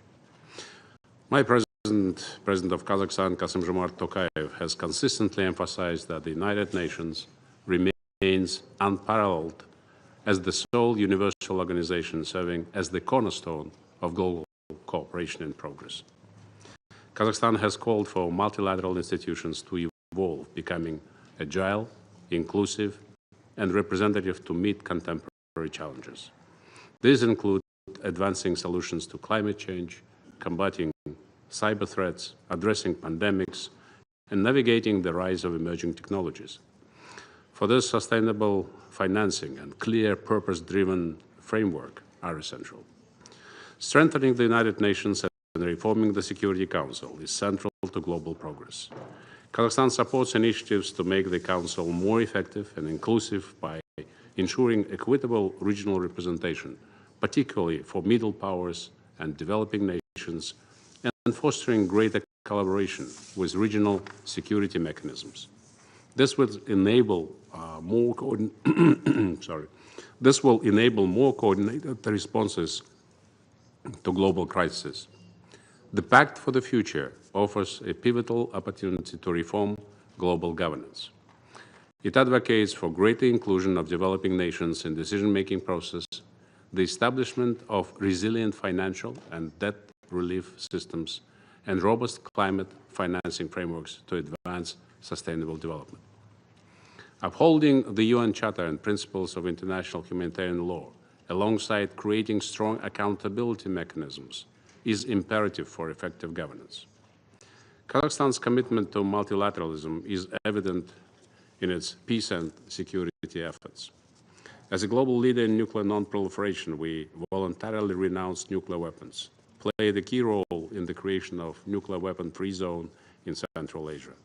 Our peace-building initiatives, such as the Astana peace process on Syria, the International Fund for Saving the Aral Sea, and platforms like Shanghai Cooperation Organization, Conference on Interaction and Confidence Building in Asia, and C5+1 formats further demonstrate Kazakhstan's proactive role in fostering regional and global stability.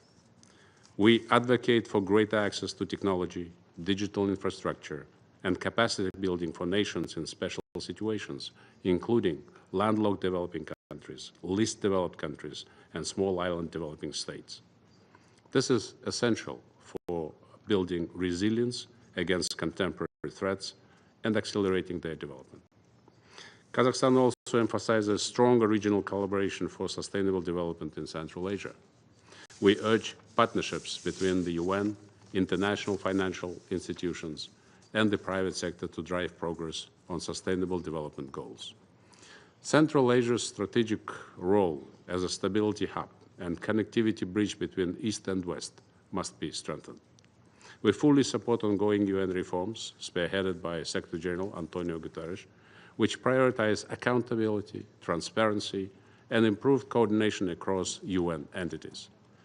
As a former member of the Security Council, Kazakhstan has championed all the time the nexus between peace and security and sustainable development, and we continue to call for a revitalized UN system, including a strengthened General Assembly, ECOSOC, and Security Council. Kazakhstan proposes an innovative approach to reforming global governance. We advocate formalizing the United Nations Regional Center for Sustainable Development Goals for Central Asia and Afghanistan, based in Almaty, and operationalize it through voluntary contributions. This center, already hosting multi-country agencies, will enhance interagency coordination and provide an integrated approach to regional development and security challenges. As my president recently stated, no country can tackle today's challenges alone. Kazakhstan calls on all nations to unite and take decisive action to build a safer, more peaceful, and just world for future generations. I thank you. 我感谢哈萨克斯坦代表的发言。下面我请印度尼西亚代表发言。Mr. President, I thank China for convening this meeting and the Secretary General for his briefing. This meeting is truly timely. The need for reform has never been greater from the day the UN was established. And let us start with a frank assessment. The multilateral system today is in profound crisis. The absence of a major global war does not mean that peace prevails. In fact, the very system designed to prevent conflicts is under siege, both externally and internally. Too often, multilateralism is embraced only when convenient and discarded when not. Too often, international law and international humanitarian law are confined merely in the eyes of the beholders rather than universally upheld. And sadly, some of the founding members of the UN now seem to be least keen to uphold multilateralism. As the UN nears its 80th year, we must ask ourselves, will it continue to stand as a pillar of hope or a shattered mirror of broken promises? We must confront the uncomfortable truth. Do we really seek the common good or flaunt multilateralism as a tool for narrow interests? Against this backdrop, allow me to highlight 3 points. First, the Council must uphold the principles of multilateralism, not in words, but in action. Multilateralism only works when all nations commit to its principles. Yet the Council's failure in stopping humanitarian catastrophes from Gaza to Sudan, from Ukraine to Myanmar, expose a harsh reality. Selective multilateralism is no multilateralism at all.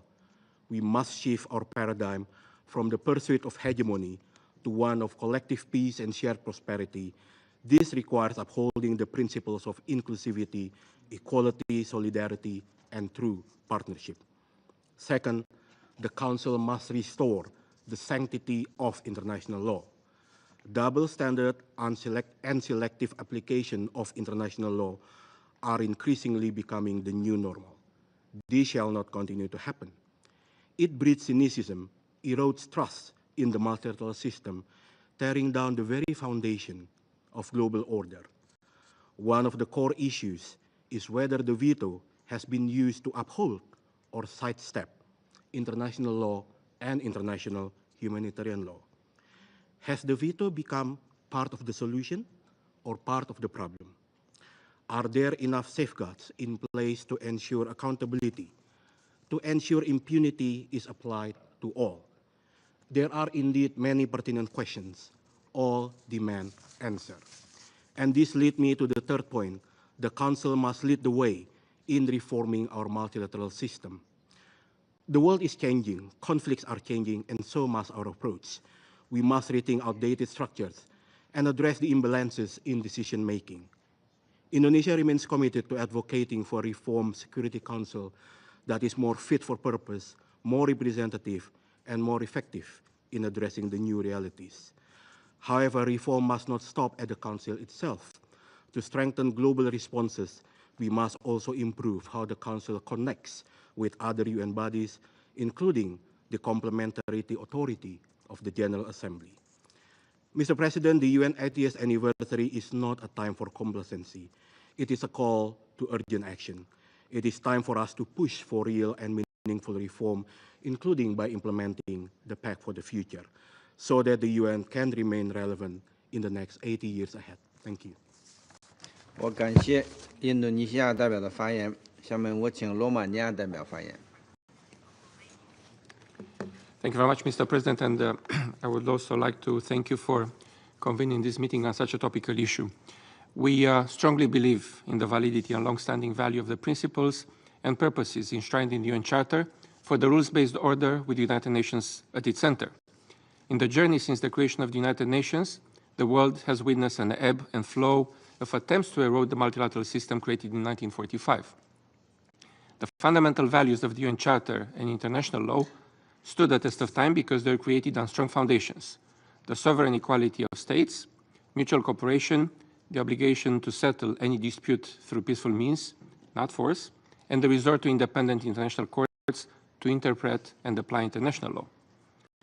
Our international system also stands on solid ground with checks and balances that make possible to move forward with the three pillars of the United Nations action. No system is perfect, and the UN is no exception. However, it is not outdated. We must continue to strive for a UN that is more inclusive and more responsive to the current needs and realities. That is the only way to achieve an effective multilateralism based on international law and with the UN at its center. Any adjustment must be rooted in a constructive approach, one that wants to build, not to destroy. And we must not shy away from further reforming this organization, adapting it to present and future challenges, as long as we remain committed to the values and principles that founded the United Nations decades ago. Two recent examples serve as an inspiration. We negotiated a new treaty to protect biodiversity in the high seas. Many states, including Romania, have signed this important treaty and are in the process of ratifying it. And we will soon start negotiations for the first UN Convention to prevent and punish crimes against humanity. And we entered these negotiations in good faith with the idea to improve them, not to revise the fundamental rules, but rather to consolidate the legal framework. Mr. President, despite a new surge of global discontent with the multilateral system, effective multilateralism is the answer to our challenges. This is the key lesson learned for the past 80 years.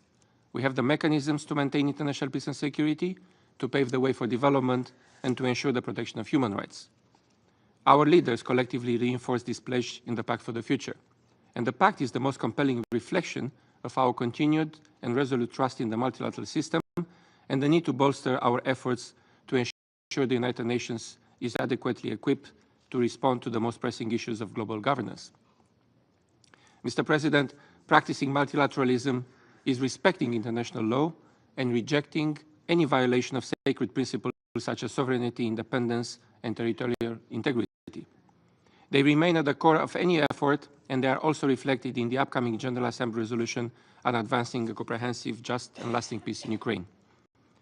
Irrespective of the color of the flag, out of all 193 member states that are hoisted outside the headquarters of the United Nations, any attempt to violate these principles cannot be endorsed as business as usual. We stand up in the defense of the UN Charter principles, and this is the legacy of our forefathers, and this is the legacy we are expected to pass to future generations. Thank you very much, Mr. President. 我感谢罗马尼亚代表的发言。我下面请奥地利代表发言。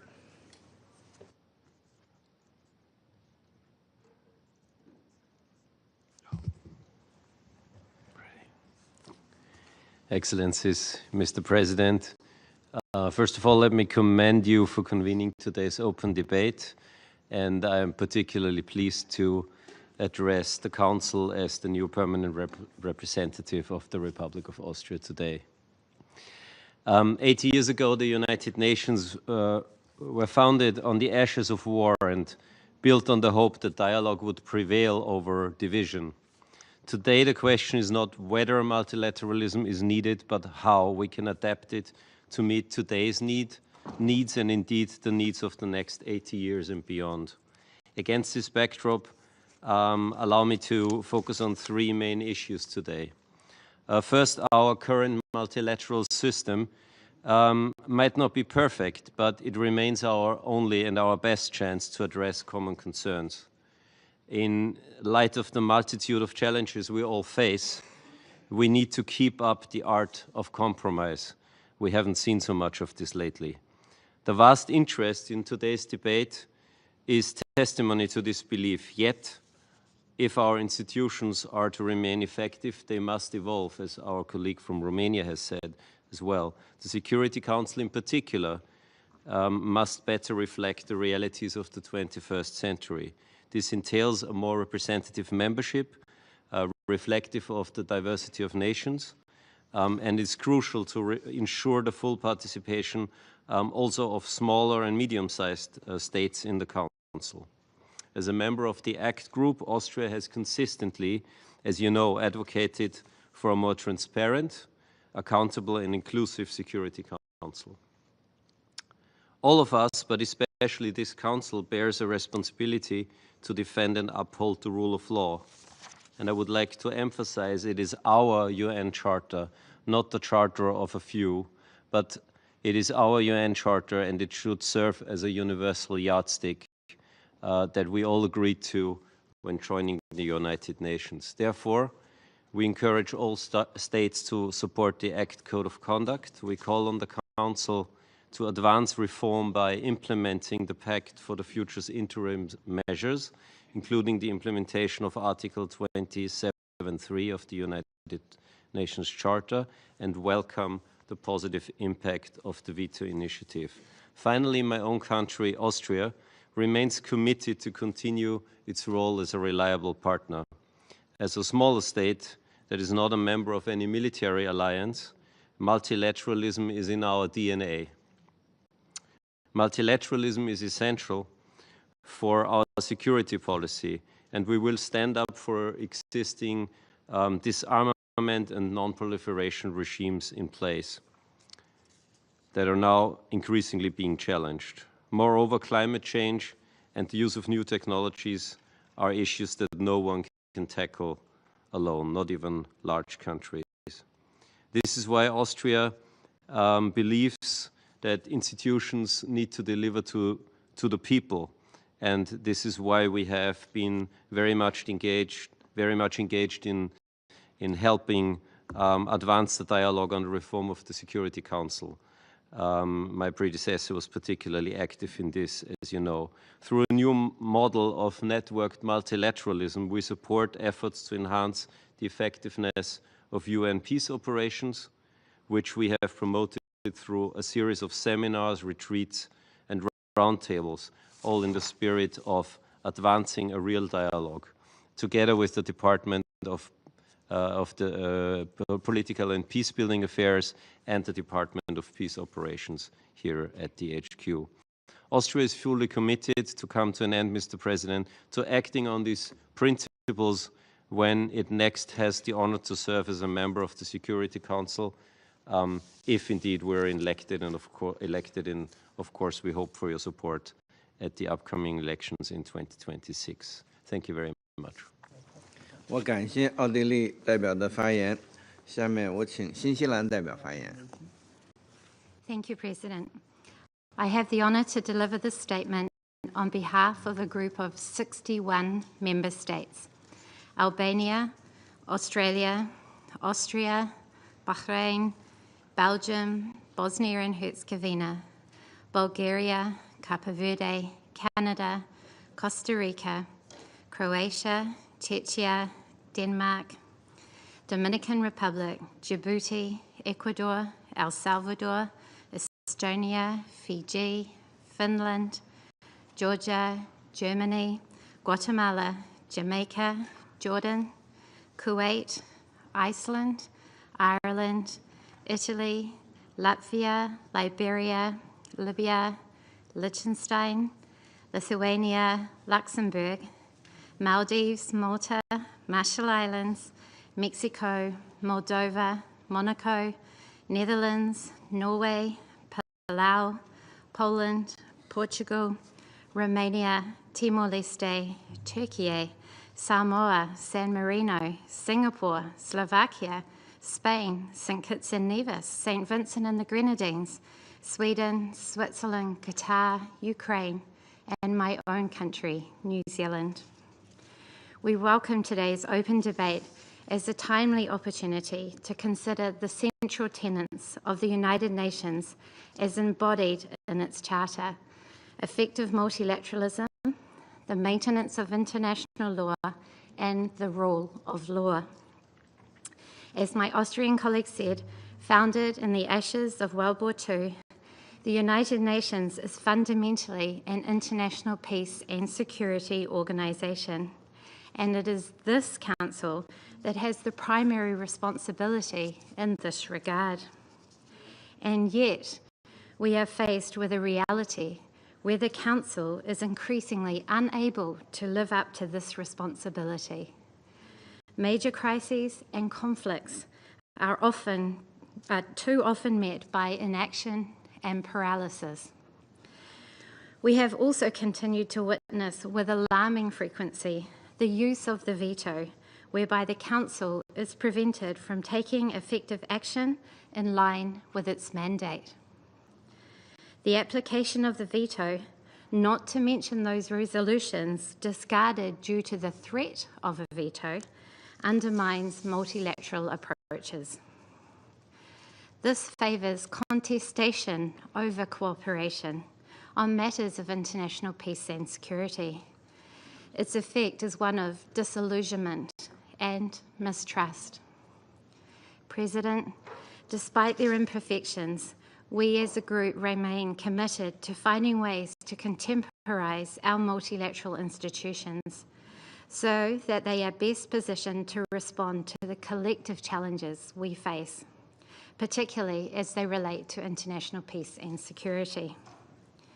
We are pleased that the Pact for the Future contains many elements that, when implemented, will better enable the Council to deliver on its mandate, a mandate that requires the Council to act on behalf of all of us. We have all agreed on the urgency of further and meaningful Security Council reform. The Pact calls for the full implementation of the Charter, highlighting Article 27.3, which obliges parties to a dispute to abstain from voting on relevant Chapter 6 resolutions. If any lack of clarity on the scope or definition of this clause is the reason this Charter obligation has not been honoured in full, it must be addressed as a matter of priority. Importantly, the Pact also includes language which aims to strengthen the relationship between this Council and the General Assembly. The General Assembly, where all 193 member states are represented, is the very embodiment of multilateralism. Under the Charter, the Security Council is afforded primary but not exclusive responsibility for international peace and security. Chapter 4 makes clear that the General Assembly too has a role and responsibility in this regard. The Pact is explicit on the ability of the Assembly to take action. General Assembly Resolutions 377 and 76/262 on the emergency special session and the veto initiative, respectively, established important platforms for action in the General Assembly. President, the Pact also requires us to revitalise the General Assembly while we work in tandem to reform this Council. Our goal must be to ensure that the UN as a whole is able to act on matters of international peace and security, fulfill the mandate we have given it by signing the Charter, and deliver for the people we serve. The Council and Assembly must work more closely as envisaged in the Charter and in the spirit of multilateralism. The General Assembly must strengthen its peace and security role when the Council cannot act. The recently published Assembly for Peace Handbook in the first place, and then open up the floor for questions. 王毅主任、王毅外长，请先致辞。I will speak Chinese. 今年是联合国成立80周年。当前世界面临挑战和风险是前所未有的，全球治理也处在一个重要的十字路口。作为本月的安理会轮值主席国，中方倡议召开安理会的高级别会议。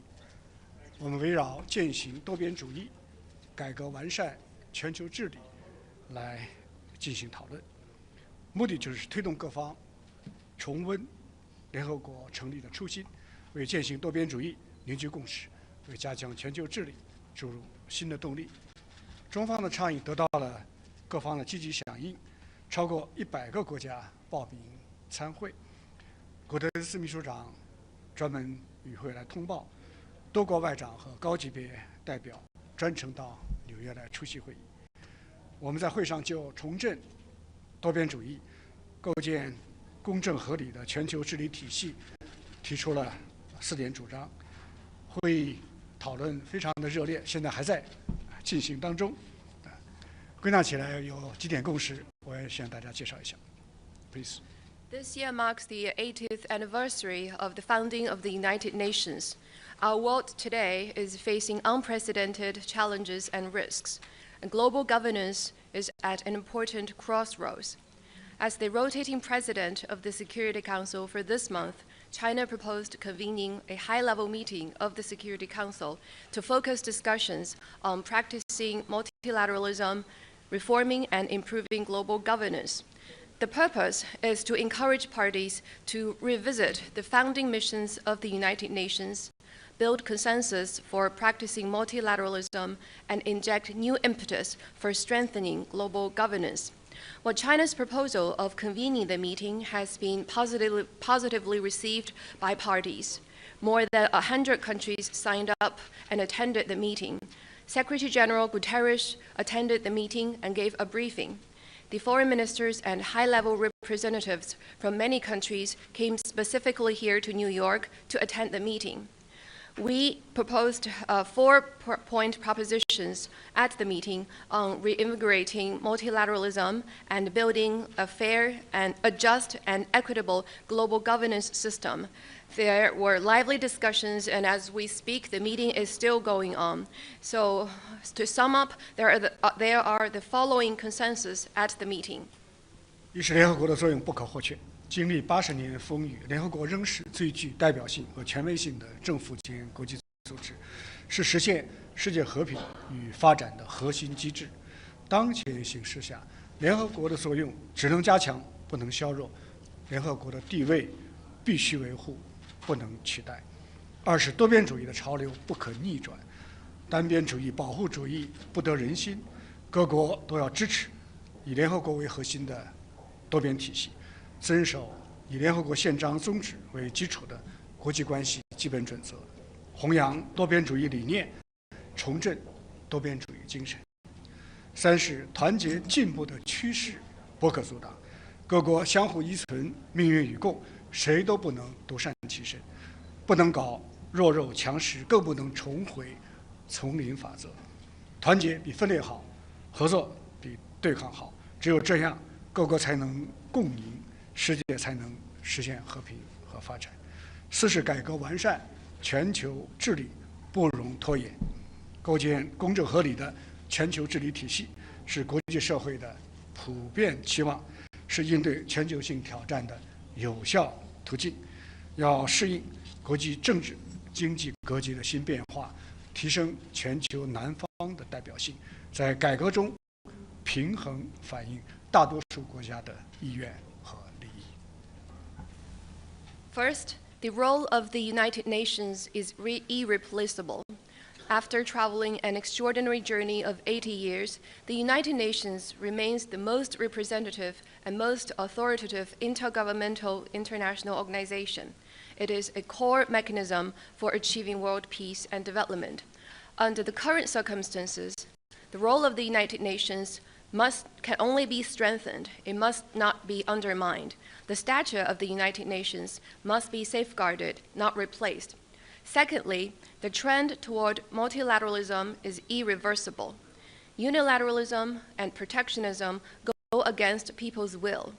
It is important for all countries to support the multilateral system with the United Nations at its center, abide by the purposes of the UN Charter, and abide by the basic norms governing the basic norms of international relations, and carry forward the philosophy of multilateralism and reinvigorate the spirit of multilateralism. Thirdly, the trend toward solidarity and progress is irreplaceable. Countries are interdependent and share the same future, and no country can go it alone. We must not allow the strong to bully the weak, still less revert to the law of the jungle. Solidarity is better than division, and cooperation is better than confrontation. Only solidarity and cooperation can deliver win-win results for all countries and can achieve peace and development in our world. Fourth, the reform and improvement of global governance must not be delayed. To build a just and equitable global governance system is the shared expectation of the international community, and it is an effective way to meet global challenges. It is important to adapt to the new changes in the international political and economic landscape, increase the representativeness of the global South, and better reflect the will and interests of the vast majority countries in a more balanced manner in the reform. 习近平主席提出的构建人类命运共同体的理念和全球发展倡议、全球安全倡议、全球文明倡议，是回应时代之问的中国答案，为改革和完善全球治理贡献了中国的智慧，得到了越来越多国家的理解和支持。刚才我在同秘书长会见的时候，他又再次重申了联合国对三大倡议的支持。无论国际形势如何变化，中国将坚持践行多边主义，坚守联合国的理想，坚定维护联合国的权威。我们愿意同各国一道，共同建设更加美好的未来。谢谢。President Xi Jinping has proposed the vision of building a community with a shared future for mankind and the Global Development Initiative, Global Security Initiative, and Global Civilization Initiative. These represent China's answers to the question of our times and have contributed Chinese wisdom to reforming and improving global governance. These initiatives have received the support for more and more countries, and in my meeting with the Secretary General just now, he reaffirmed the United Nations support for the three major initiatives. No matter how the international landscape changes, China will stay committed to multilateralism, uphold the ideals of the United Nations, and firmly safeguard the authority of the United Nations. We stand ready to work with all countries to build a better future. Thank you. The floor is open for questions. 先请中国记者提问，这位。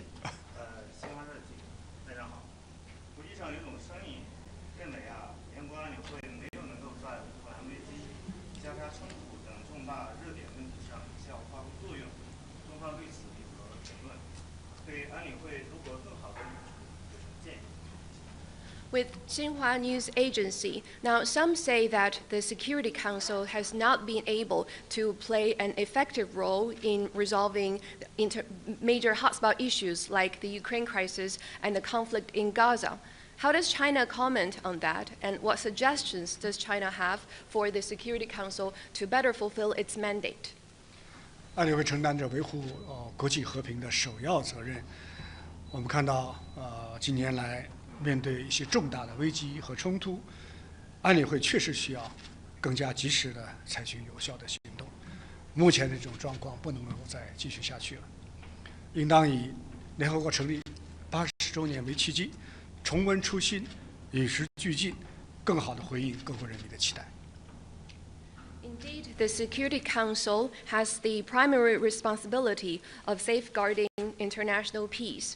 And in recent years, in the face of some major crises and conflicts, indeed, the Security Council needs to take more effective and timely actions, and the current situation cannot continue anymore.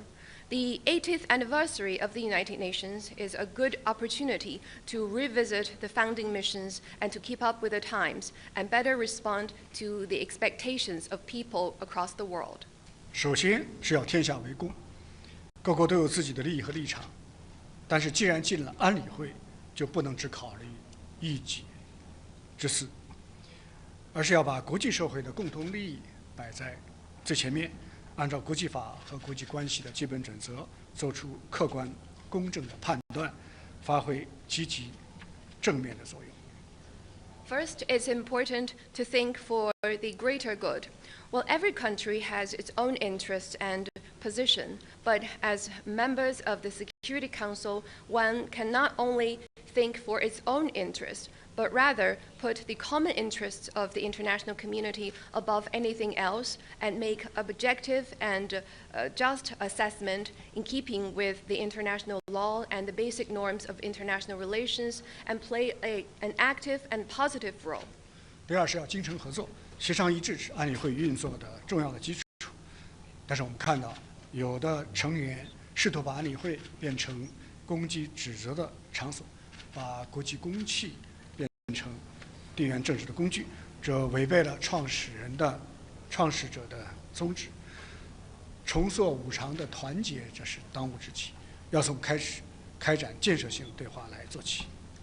Secondly, it is important to cooperate in good faith.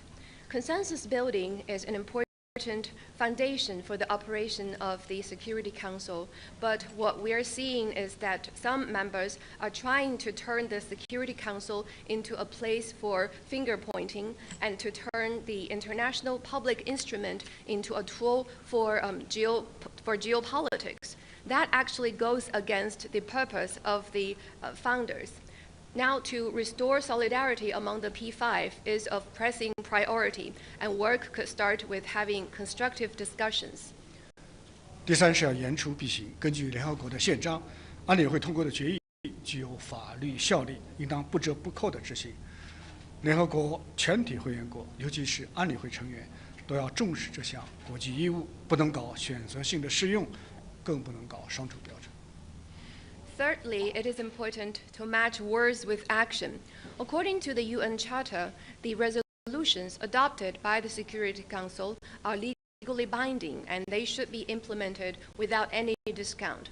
All member states of the United Nations, especially Security Council members, must take this international obligation seriously and not have selective application and still less apply double standards.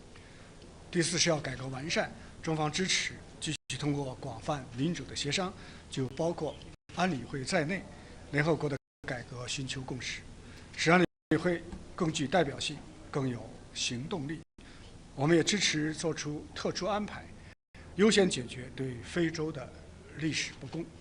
中方作为联合国创始会员国和安理会常任理事国，我们将始终为构建一个适应 21世纪需要的安理会，来发挥我们建设性的作用。谢谢。And fourth, it is important to have reform and improvement. China supports continued broad-based and democratic consultation to seek consensus on the reform of the UN, including that of the Security Council, so as to make the Council more representative and more action-oriented. We also support making special arrangements to address the historical injustice suffered by Africa on a priority basis. While China is a founding member of the United Nations and a permanent member of the UN Security Council, we will always play a constructive role for building a Security Council that meets the need of the 21st century. Thank you. 请这位利益府的女士。You have spoken Charter, multilateralism.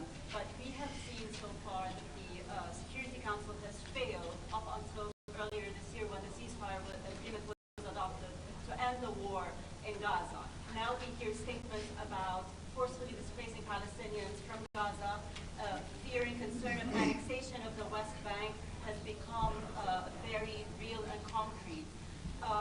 What tools are left for the Council to stop any of these two things from happening? And if they do happen, is this the end of the international rules-based order?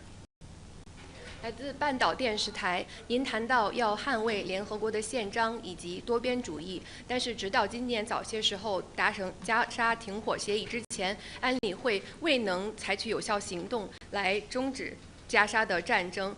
我们看到有一些言论要将加沙人清空，要将西岸兼并。那么安理会是否有足够的工具来停止这场战争？那这对基于规则的秩序又有什么影响？你不仅提出了问题，还发表了你的看法。我认为这实际上代表了很多阿拉伯国家的共同的声音，我对此是表示同意的。Well, thank you for this very important question, and I think this represents the voice of many Arab countries, and I agree with you. 虽然当前各方关注乌克兰问题，但是我要说的是，这个世界上不仅仅只有乌克兰的问题。还有很多，包括像加沙危机在内的诸多的热点的问题，都需要引起国际社会的高度的重视，都不能够被边缘化。Although maybe the most attention is paid on the Ukraine issue currently, but we must realize that in our world today, there's not just the Ukraine issue. There are also many other hotspots, including the crisis in Gaza, which also require attention from the international community, and these issues must not be marginalized. 而加沙冲突的背后是巴勒斯坦问题迟迟没有得到妥善的解决。联合国通过建立巴勒斯坦国和以色列国的决议已经过去70多年了，但是两国方案只落实了一半。以色列建国早已完成，但是巴勒斯坦人民至今仍然没有自己的国家，很多人流离失所，沦为难民。巴勒斯坦问题始终是中东问题的核心。两国方案得不到落实，以怨报怨的逻辑就不会终止，以暴易暴的循环也就不会结束，中东的和平稳定当然就没有保障，各国的和平和安全都会受到威胁。Now, behind the fighting in Gaza, it is the protracted Palestine issue that has not been properly resolved. It's been more than 70 years since the United Nations adopted a resolution which says to set up a Palestine state and Israel state. But the two-state solution has only been implemented halfly. The state of Israel has been established long ago, but till today, the Palestinian people still don't have their own state. Many people are displaced and become refugees. The question of Palestine all along lies at the center of the Middle East issue. If the two-state solution cannot be implemented, then the logic of meeting hatred with hatred will not stop, and the cycle of meeting violence with violence will not end. And the peace and stability in the Middle East will not be guaranteed, and the peace and security of all countries will be put in jeopardy. 为此，中方要在这座联合国大厦里发出呼吁，各方要加快推进两国方案，支持建立以1967年边界为基础的独立的巴勒斯坦国。巴勒斯坦各派要真正落实《北京宣言》，实现团结自强。中东各方要跨越分歧，支持八方建国。联合国要采取行动，接纳巴勒斯坦为正式的会员国。So here, in the building of the United Nations, China will call on all parties to speed up efforts in advancing the two-state solution and support establishing an independent state of Palestine that enjoys full sovereignty based on the 1967 borders. The Palestine parties should truly implement the Beijing Declaration and seek strength through unity. And the parties in the Middle East need to overcome their differences and support establishing a state of Palestine. For the United Nations, it needs to take actions and accept the Palestine as a full member. 加沙是巴勒斯坦人民的家园，是巴勒斯坦领土的一部分，不应当成为国际政治的牺牲品。当事方应该持续地落实停火协议，并且以建设性的态度推进后续的谈判。加沙的战后治理应当坚持8人治8的原则，同两国方案相互衔接，最终实现巴以双方的和平共存中东的长治久安。谢谢。 Gaza is the homeland of the Palestinian people. It is part of the Palestine territory. It should not be a sacrifice in international politics. The parties concerned should continue to implement the ceasefire agreement and advance the follow-up negotiations in a constructive manner. The post-war governance in Gaza should be guided by the principle of Palestinians governing Palestine and should be advanced in tandem with the two-state solution, so as to realize the peaceful coexistence of Palestine and Israel and achieve enduring peace and security in the Middle East. Thank you. We have to conclude here because of his tight schedule. Thank you.